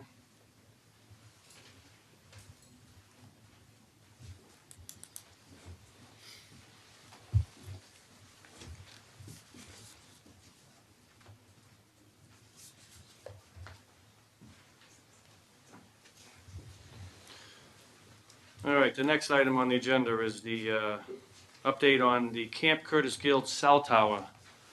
And the last meeting we had, we talked about they have to get approval through the AMD. The AMD has given them approval to put 1 or 2 cell towers on the property. So obviously, they're not going to put them next to each other. And they may not put 2, but my guess is they probably will, although at least They have one now? there's none now. They have no cell towers on that property. Because I can't use my cell phone, and if I go outside, it's fine. They will. They haven't put anything on there in that area. I don't know if they've done somewhere else in town that might have affected you, but this is on state-owned land. The state makes money on these deals. And they have about 20 or 30 other sites where they have these cell towers. The state makes a lot of money on these deals. It's something where the next piece of it is going to be a hearing to discuss about location. And they had a meeting this week about location amongst themselves and with the government on where they can't put it. Because there's a Surprised when some people don't want it. I think I told you this last year. My other son works on cell. Linda, let's talk about that. Let you come up to the podium after we finish. Yeah. All right, okay. And they don't hurt you. So the cell towers, we'll get notified by the Camp Curtis Guild when their public hearing's going to be on location discussion. Should be soon. Again, they were discussing where they can't put it on the site. I guess there's many areas that they don't want it. It's a big site, And there's areas deep wooded areas that they aren't gonna put it in there because they have to build a road to get in there. So it would most likely be close to an area where there's an existing road. That's the only information they gave me on it. I spoke to the contacts at DCAM. They have my contact information. They'll let me know as soon as a public meeting has been scheduled, and that'll be also in the papers. They'll put it in the papers themselves, and we'll notify as many people as we can and get it on the websites. So as far as that goes, that's really all we have at this point, and we will you'll keep an eye out for some dates in the next week or two. We should know when the hearing's going to be. Okay. Next item, Camp Carrasquillo, recommendations on the warrant articles.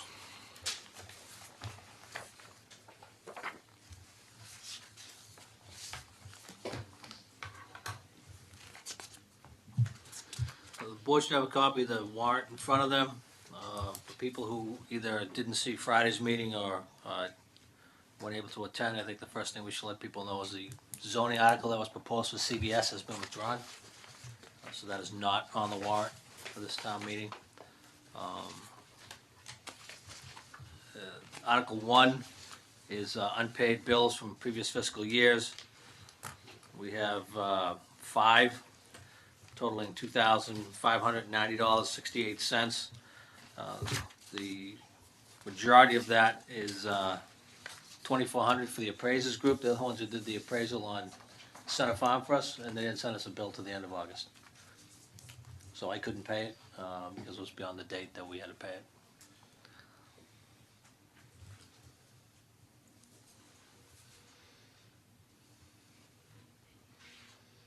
Do you want me to keep going? I don't know if you want to stop and discuss or. No, they probably knew we had the appraisal done. We certainly didn't know it was $2,400, but I guess that makes sense. You know, it was a big piece of property, a lot going in. Had to do with a lot of things that they don't normally deal with in an appraisal, so. And we had to look at it 2 ways, both as a residential and as a commercial Right. property. That is an ongoing price for a commercial appraisal. So that's why it was a little bit more expensive. Right. Article 2 is your transfer article.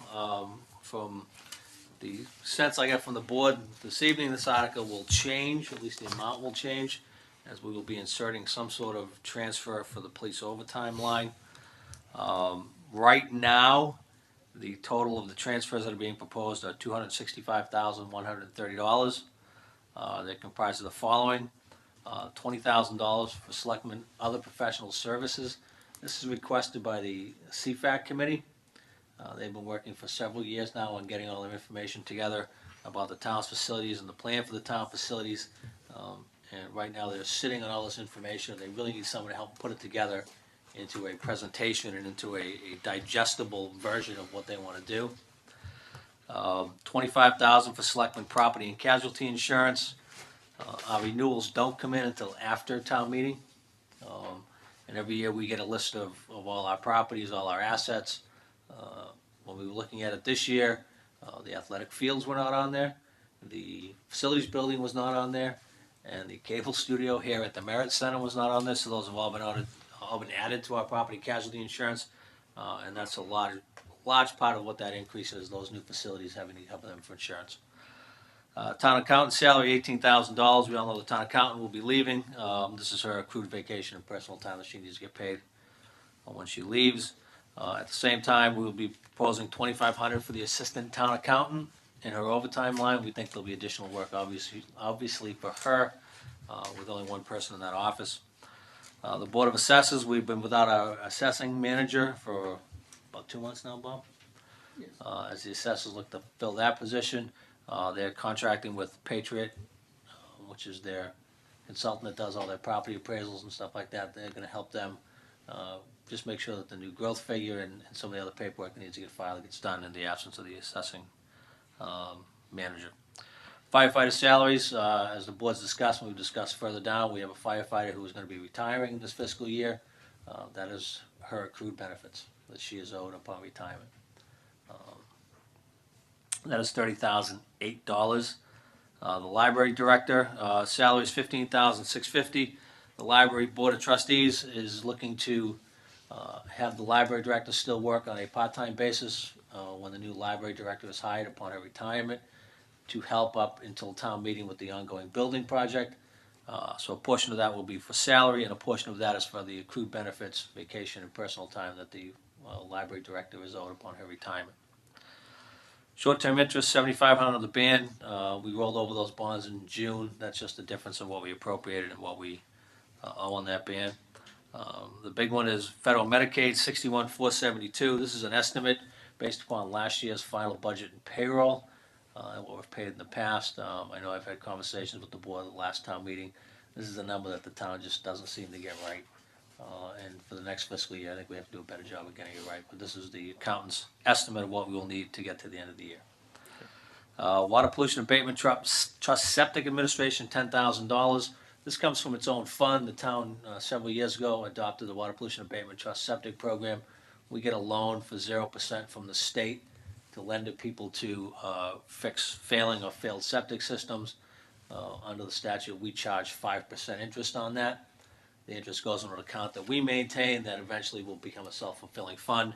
You use it to do additional loans and also for the administration of the program. So this is a transfer from that account to the Board of Health to administer the septic program to get that back up and going. And then the last one is transfer money to the Golf Enterprise Fund.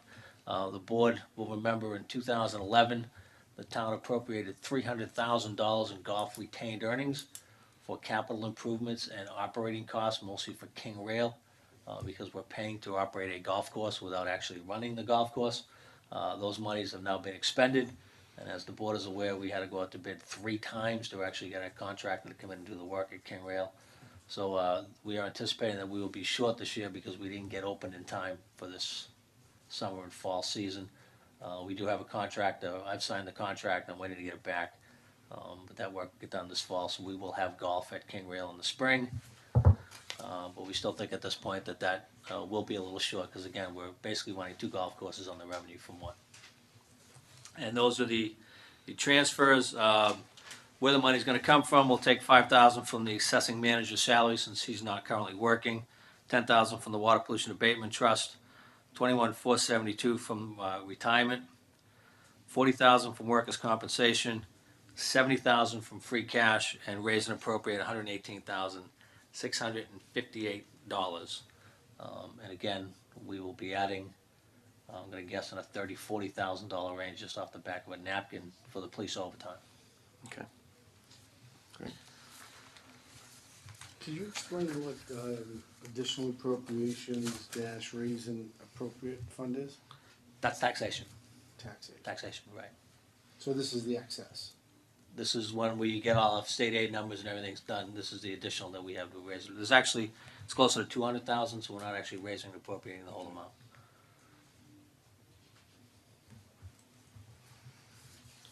Is that it? Article 3, put money in the OPEB trust fund. I'm going to recommend to the board that we put $200,000 into OPEB. That will double our amount in OPEB. At that point, we need to start talking about who's going to manage that fund, who's going to invest it. Right now, it's just in what's called the MMDT, Mass Municipal Depository Trust, which is what our regular funds are invested in. Under the statute, with a trust fund, we can invest that in a lot higher yield things. We can give it to the state, but with the state, you have to get over $250,000, and then you have to have a plan to get over, I want to say, I can find it, either $1 million or $3 million within 3 years, which we don't have. But we do need to find someone who's going to manage this money for us, as opposed to just keeping it in the MMDT, which doesn't make any sense. But that will double our OPEB trust. I was talking to Wakefield today, because I know the board always asks me who's funding this. Wakefield has approximately $8 million in their OPEB trust, and they are fully funding their ARC at this point, which makes them one of very few towns in the entire state that are funding their ARC. Isn't there a level where this can get some better money management? By doubling it, we'll be getting that level. We'll be able to give it level. we'll be able to give it someone else to manage our Yeah. trust. We do have a company, Bartholomew, I think is that manages some of our trust funds now, and at that level, they would take that and start managing that also. Great, thank you. Oh, Katie? Can I just ask you, what do we have in our OPEB fund? When you said 200. That's all we have Yes. funded for OPEB? Yes. So we're gonna have 200 plus 200? Yes. So we're gonna have $400,000. Correct. And Wakefield is 8 million? we capitalize 8 million. For two reasons. One of the members of their finance committee is actually the number one actuary who does OPEB actuary on this, so he convinced them a while ago. And when I talked to the town manager, when they made the switch to the GIC, they took most of their savings from the GIC and put it in a line for OPEB. So are you under the understanding that any money that we put into OPEB could potentially go into, get taken away from us from the federal government and get put into Obamacare? You know, I've heard that when I got here. I never heard that before. Thank you. That's all I need to know. So I'd never heard it before, but Thank you. I think it's more if we go to a single payer healthcare, which I don't see happening unless Bernie Sanders really catches fire and gets elected. But that'll be more of a single payer issue. But I hadn't heard that until I got here. It was worth me coming tonight. Thank you. It's always worth you coming just to see me. Night out at the J House. Thank you. Article 4 is the petition article to increase the Board of Selectmen from 3 to 5. Article 5 and Article 6 both deal with the athletic fields. Article 5, we would establish a revolving fund under Chapter 44, Section 53E and a half. As the board is aware, the revenue brought in by those fields and by the field rentals goes, a small portion goes to the Administration for Recreation, another portion goes into a maintenance fund, which is what this would be, and the third part goes into a long-term capital fund for the long-term capital and eventually replacement of the turf fields. This would set up the maintenance fund. I'm waiting for Joe Maney just to give me a final number on what he anticipates the revenue to be so we can determine what's going to be spent out of that. But what goes into this is funds collected for the use of the field that are dedicated for maintenance. And then they would be spent by the Department of Public Works on maintenance of fields in general. The next article would be establish a recreation capital trust stabilization fund, and this would be the long-term fund that the other set of monies would go into. This fund requires appropriation by town meeting to spend any money out of it. Article 7, we'll be looking for $5,000 to pay outstanding medical bills for a firefighter, Kim Dioria McGonigal, who was injured in the line of duty. She is caught in a situation where the health insurance is not covering these bills, nor is 111F workers' comp, acknowledging that it is an injury on duty. These are bills that she has incurred rightly for an injury that she sustained. So we think we have the obligation to pay those bills on her behalf. Article 8 is from the town clerk. It sounds a lot more complicated than it is. Basically, there are times when the statute plays out dates that the due date or the final date for nomination papers, voter registration, things like that fall on a Saturday. In adopting this statute, it allows the town to extend the deadline from that Saturday to a Monday, so that the town hall does not have to be open on a Saturday. Sounds more complicated than it is, but that's really all it does. Article 9 is also from the town clerk. This is from some complaints that she's been receiving. It does two things. It increases the current fees for registering your dogs from $5 and $10 to $10 and $15, but it also reduces the failure to comply, the late fee, from $25 to $10. A lot of people complain to Trudy, I think rightfully so, that we were charging $5 to register your dog and $25 if you were late registering your dog, and it seemed kind of heavy-handed for people just forgetting to drop something in the mail. Articles 10, 11, and 12 all deal with the recodification of the general bylaws. These, Bob, are available online now. Yes. For people to review the changes. This was a project started by the town several years ago with general code to update the bylaws and make them all consistent and flow correctly. The three zoning articles are not on for this town meeting. They require public hearings by the planning board. The planning board did not feel that they had sufficient time to review all the changes and have a public hearing. So those are Articles 10, 11, and 12. Article 13 is the so-called Kelly land swap, which the board voted to put on the warrant on Friday. Article 15 is an article that was requested by, did I skip 14? Sorry, Article 14, I was on the right article, I had the wrong number. Requested by Mr. Barrett. The town would adopt Mass General Law, Chapter 59, Section 5, Clause 56, which would allow the Board of Assessors to grant members of the National Guard or military reservists who are on active duty and serving in a foreign country a reduction in part or all of their real or personal property taxes. They would have to make application for that, and the assessors would rule on a case-to-case basis. That is not currently allowed now. I did ask the veterans agent if he had an idea of the number of these, and he said, National Guard reservists are not numbers that he has available, he would keep. Thank you for that, Jim. And then Articles 15, 16, and 16, 17, and 18 are these planning articles that were submitted last year for town meeting that we ended up losing a quorum and weren't able to act on at the last town meeting. Okay. All four of them, or all of these are all zoning? All right, good. Yeah.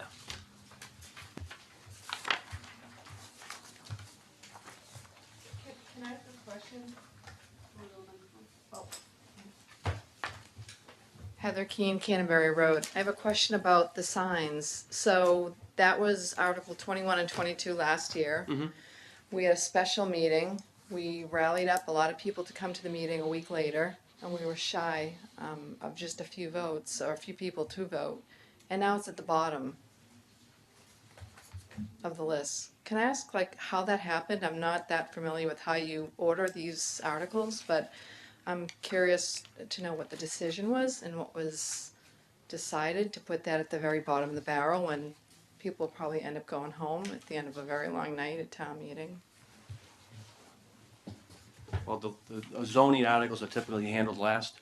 That's typically what the order is on a warrant. Is that on? It's just the Is it's just that the process. in a rule book somewhere No. or something like No, that? it's just typically the way they've always Is been that done. flavor of the day type of thing? No, I think or- they've always been. They always do the zoning at the end because usually the financial articles you want to get through. Can And, we you know, move those up? Huh? Well, Based on, They can't be moved up by this board because it's been posted. But anybody can make a motion at town meeting to take an article out of order. so, okay. So we could certainly do that, because I know Heather's saying this was one of the last, and I know that was one of the concerns we had, so we could make a motion To take at the something out of beginning of order, that yeah. town meeting, Heather, I think that's a good idea Is to do that something you would do for us? I mean, I would absolutely do that. I think it's important to get that. I know that was unfortunate we didn't have. Which one's that? Is that 16? 15 or 16? The reason why I ask is that we just don't, the digital sign protection. And we came for back, one- we came back for a second town meeting for Yeah. that one especially, and I think we were short. We almost got there, so I think that's something we should consider. Really helpful. Yeah, we were like 25 short on the second. Yeah. You know, So is that too something bad. we can rely on you to do? Yeah, no, that's something, certainly, living in the area, understanding it, I know it's right in my backyard, I'll be more than happy to do it. Thank you. Thank you. Heather, it's just 15 or 15 and 16? I think it's just, Yeah, so isn't it three, between 16 and 17? Yeah, because I know a lot of people are gonna be pretty frustrated if they see that at the bottom, and that's not good for the town. There's an 18 there. on- 18 is a no-brainer, right? Yeah, 18's a gimme. 18, it's really 15, 16, 17. Yeah, but I think that's something, definitely. Yeah. Should get bumped up for sure. Thank you, Heather. Yep, thanks. Okay. We can go through these one at a time, make our recommendations, whether or not we recommend or want to postpone it to the meeting before town meeting or not recommend. Those are pretty much our choices tonight. So, Article 1 has to do with the overdue bills, kind of a no-brainer. Yeah, recommend that. Take a motion to recommend Article 1. So moved. Second. All those in favor? Aye. Aye. Article 1 is recommended.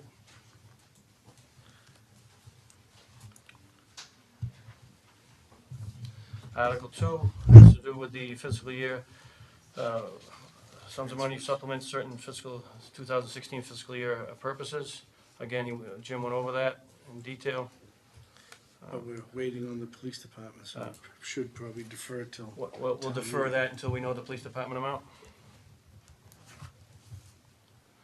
So defer it to 10/19. Just so everybody knows, we have a meeting before the meeting, and we have a short half-hour meeting, selectmen's meeting to take care of these. Residents can go to that, right? You can, everybody can go to that, sure. It's right in the, it's in the teachers' cafeteria in the middle school. And, you know, it'll start at 6:30 before the meeting, so we have a little time. Article 3, the town raise and appropriate and transfer monies deposited in the OPEB trust fund. Again, we're looking to put an additional $200,000 into OPEB, basically doubling what we put in the last 2 years. But if it was made public, had no dollar amount, is that an issue? Or is that an open item? Jim? Typically, the warrant will The have warrant numbers on doesn't, generally doesn't have numbers in it. No, we put numbers, we usually put numbers on the written one the day we present them. Right, there's a handout at town meeting that gives the numbers to it. Right, correct. They don't have to be in the warrant, the warrant's considered a warning, so people are aware that it's gonna be on. Because I'd actually like to see what I'd like to see is the meals tax funds that we collect be identified that goes to OPEB each year. That would take a separate warrant article. Okay. The town would have to direct that.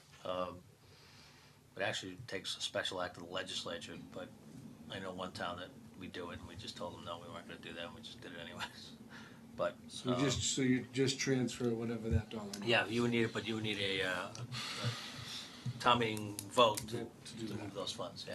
Yeah, the other thing you gotta consider is the meals tax was the funding mechanism for this Fields project. You know, so most of that meals tax is being used to pay off those notes. 200,000 is certainly a lot better than what we have done. Mm-hmm. So I would recommend Article 3 at 200,000. Second that. All those in favor to recommend Article 3? Aye. Aye.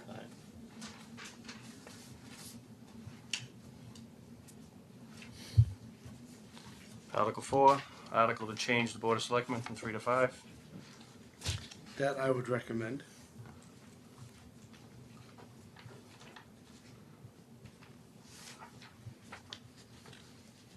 I'm not surprised. Since you proposed it. Yeah. Oh, I have,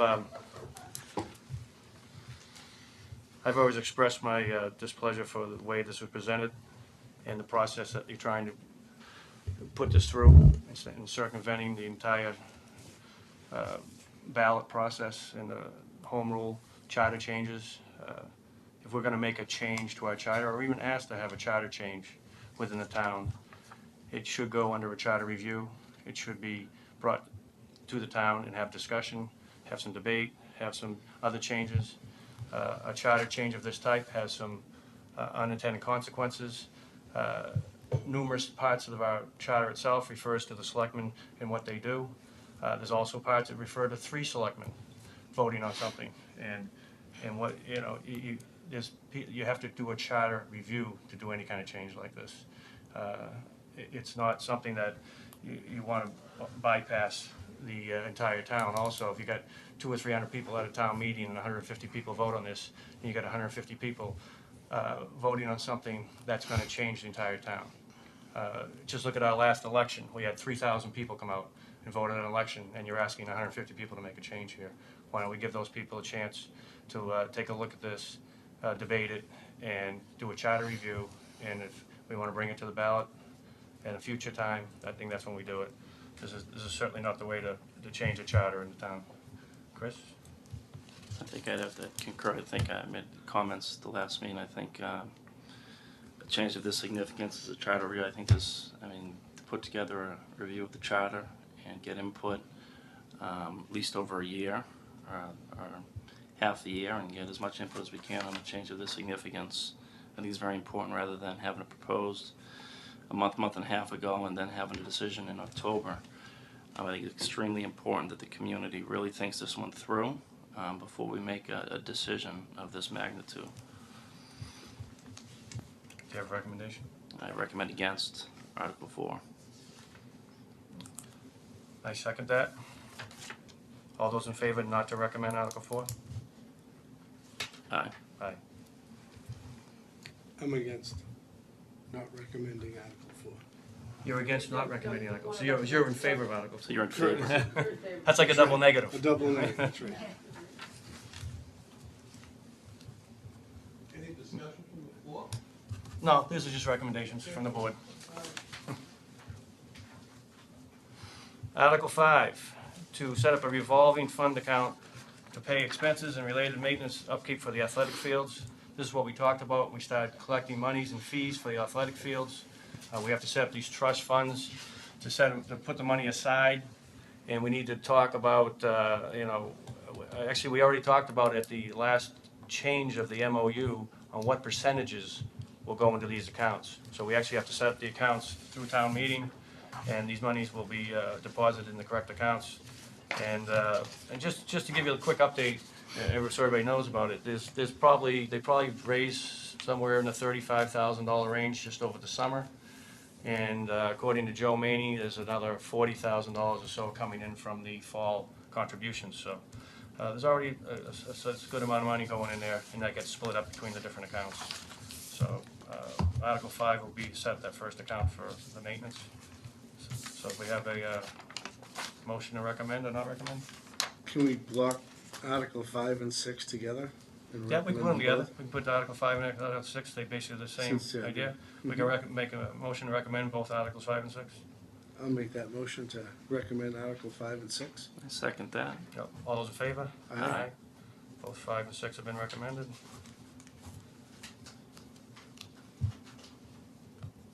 Article 7, pay certain outstanding medical bills for firefighter Kim DiOrio, McGonigal.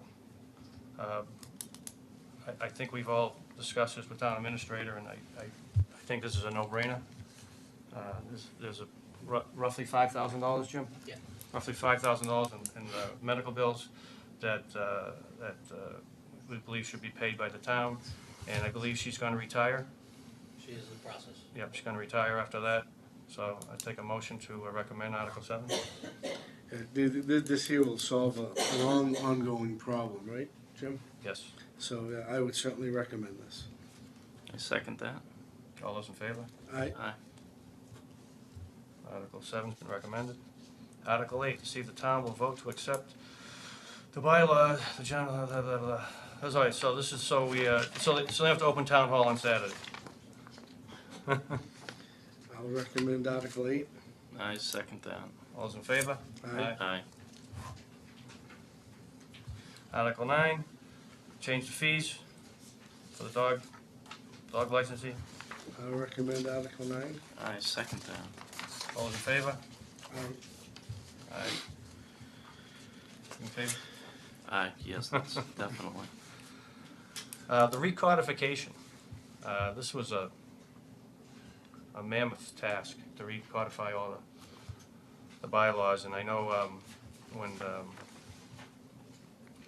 Selectman Nelson was in place, he worked on this for hours and days and weeks and months. And Trudy really took charge when she got in office and finished this up. So most of this has to do with general code and making corrections that have been made on the state level. And I think 10, 11, and 12 we can recommend as a group. I just have a question. Is this maintaining our same bylaws, except just reorganizing them, or are we adding bylaws? This is supposed to be updating our current bylaws. It shouldn't be adding or substantially changing the bylaws. Okay. Because I never received this final August 2015 draft. Has anybody else reviewed that? The August is a misnomer, actually. Okay. It was still in flux, my understanding, through last month. Okay. And Trudy just gave us the, last week I got the red line copy of it, which is a massive document that I just put online this morning. I don't think it should be substantially different than the last version I sent out to you, Tom. Okay. Probably a couple tweaks from the department heads, but substantially it's the same thing that I sent out to you. I don't even remember, but it was, it's a pretty huge file. Isn't the final draft just the blessing of the general code from the state level, coming back with their approval of what changes or any tweaks to that? Yeah, Yeah, it's the changes, the reorganization, the moving Right. around, the renumbering, the Right. standardization of Mass General Law and how we reference things. And there are three different articles, but it's not supposed to be, we're not changing that, there's 3 selectmen to 5 selectmen, we're not changing fees and fines or anything like that. No, nothing's changed, it's just, it's the general code changes that have been done statewide, correct? Yeah. Okay. And just the organization of the whole. And the organization of the whole thing, yeah, I'm still plowing through it. I usually fall asleep about 10 pages in. Okay, so as long as we don't change anything, I would recommend Article 10, 11, and 12. I second that. All those in favor? Aye. 13, the sale of the land to Kelly Jeep, we all took a look at that. All the residents from the neighborhood came out, just one. And but we did have a lot of board members, and the conservation board were there, the planning board was there, and it was nice to get a little idea of what the topography is of the land, because it certainly isn't what it looks like on a flat piece of paper. So it made a lot of sense once you look at it. So I don't know how everybody else felt about it. I think there's $170,000 going to the Concom, and they're going to swap some land in addition to paying for this land, so which they currently already use. It seems to make sense because it's, by allowing the swap, they'll actually lower the grade, and which means lowering the level of the lights, which would be a miracle for anybody from Canterbury to even see those lights. So this seems to be no effect on the people of Linfield. Mr. Kelly seemed cooperative too. I thought he was very Yes, he did. cooperative. I don't have an issue. And he went above and beyond as far as I'm concerned. He sent out letters to everyone in Canterbury. Yes, I was the only one that attended, but I think it was in good faith, and I think he did a good job. No, he did a nice job. He did a really good job. I agree. All right, so I'll take a recommendation to either recommend or not recommend 13. I'll recommend Article 13. I second that. All those in favor? Aye. Article 13's been recommended. Article 14, has to do with the allowing the Board of Assessors to grant members of the National Guard or military reservists who are on active duty and serving in a foreign country reduction of all or part of their real estate and personal property taxes. So basically the real estate and their excise taxes in town. They would get either a reduction or exemption from that if they're on active duty. Yeah, given that they're willing to give their lives for this great country, I recommend Article 14. I second that. All those in favor? Aye. That's a great idea, Chris. Thank you. Article 15. We can just skip the last 4. Just kidding, Heather. Just kidding. See, she wasn't even. She was falling asleep. She was falling asleep over there. Get there right to the. Article 4 are submitted by the planning board. This has to do with the zoning bylaws having to do with signage. These were on the last town warrant. Then we had a second town meeting that we didn't get quorum. So we'd like to bring them back again. I don't think they've been substantially changed. There have been some little tweaks to them. And Now, what's the promise? We're gonna move it to the beginning. Okay. Well, I know one of the sign illuminates my front yard, so I'll be more than happy to move that to the front. For all the people on TV land? so I would.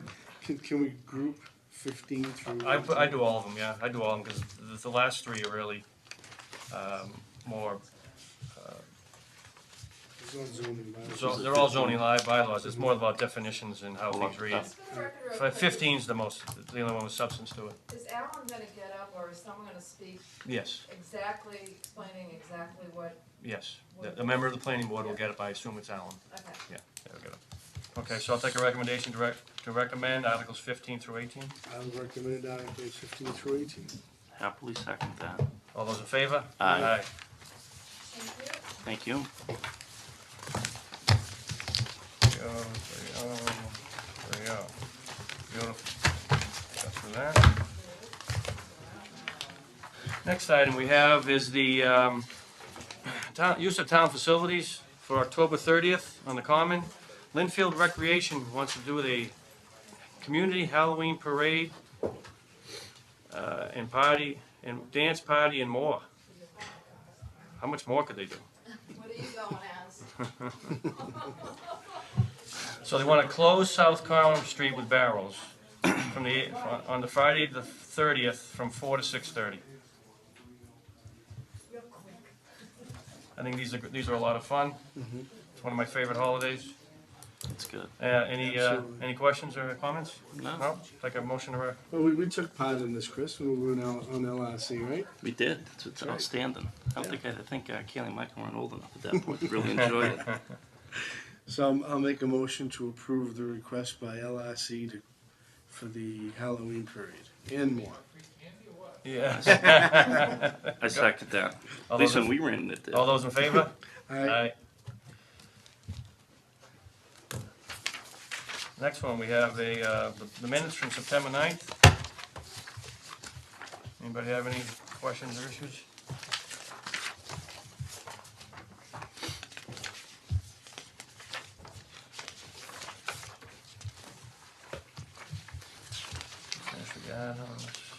Crop sync, interviews.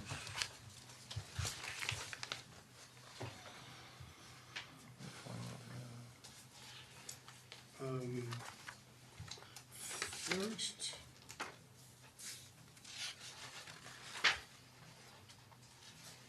the first paragraph on page 14. There's a reference, 1, 2, 3, 4, the fifth line down. Mr. Boudreau said the method of the article would require passage by majority vote at town meeting and by a 2/3 vote of both houses. So that's the two parts. House and Senate. Yeah, because it's a home rule, Yep. right? Yep. That was my only question. Okay. I would vote to approve the September 9th, 2015 Board of Selectmen minutes. I second that. All those in favor? Aye. Let's see, we got a proclamation. I think that was before. Knights of Columbus Tootsie Roll Drive. The Knights of Columbus request permission to conduct its 38th annual charity fund drive, better known as the Tootsie Roll Drive, to aid handicapped children and mentally retarded persons throughout the state. As in other years, we plan to hold the event October 3rd and October 4th, 2015 at two churches, Our Ladies and St. Maria Goretti. The weekend of October 10th and 11th at shopping centers and at the intersection of Route 1 and Salem Street in Linfield. We contact owners and managers of any stores and permission of business, okay? All donations are pooled and the money collected at the Knights of Columbus. States Council Charity, professional raising organizations are not involved. As been the custom, we submit this request for your approval. On the back, I have a proclamation. The proclamation reads, "The Knights of Columbus in Massachusetts have undertaken the humane project of assisting physically handicapped children and mentally retarded persons, and the local chapter of the Knights of Columbus in the town of Linfield will be conducting its 38th annual fundraising campaign on the weekends of October 3rd and 4th and 10th and 11th, 2015. And proceeds from the endeavor will be distributed to physically handicapped children and to the mentally retarded in communities throughout the Commonwealth of Massachusetts. Therefore, we, the Board of Selectmen of the town of Linfield, do hereby proclaim the weekends of October 3rd and 4th and the 10th and 11th as Knights of Columbus Tootsie Roll Drive Days, and urge that all citizens of Linfield to take cognizance of and to cooperate in this effort. Dated this 5th day of October 2015. That's a great cause. 38 years, and doing it for a long time. I appreciate it. I'd make a motion to approve the Knights of Columbus Tootsie Roll Drive. I second that. All those in favor? Aye. And I believe all we have to do is sign the warrants and we're all set. Take a motion to adjourn. So moved. I second that. I All those in favor? Aye. Good night. Good night, Linfield. Wayne, thank you.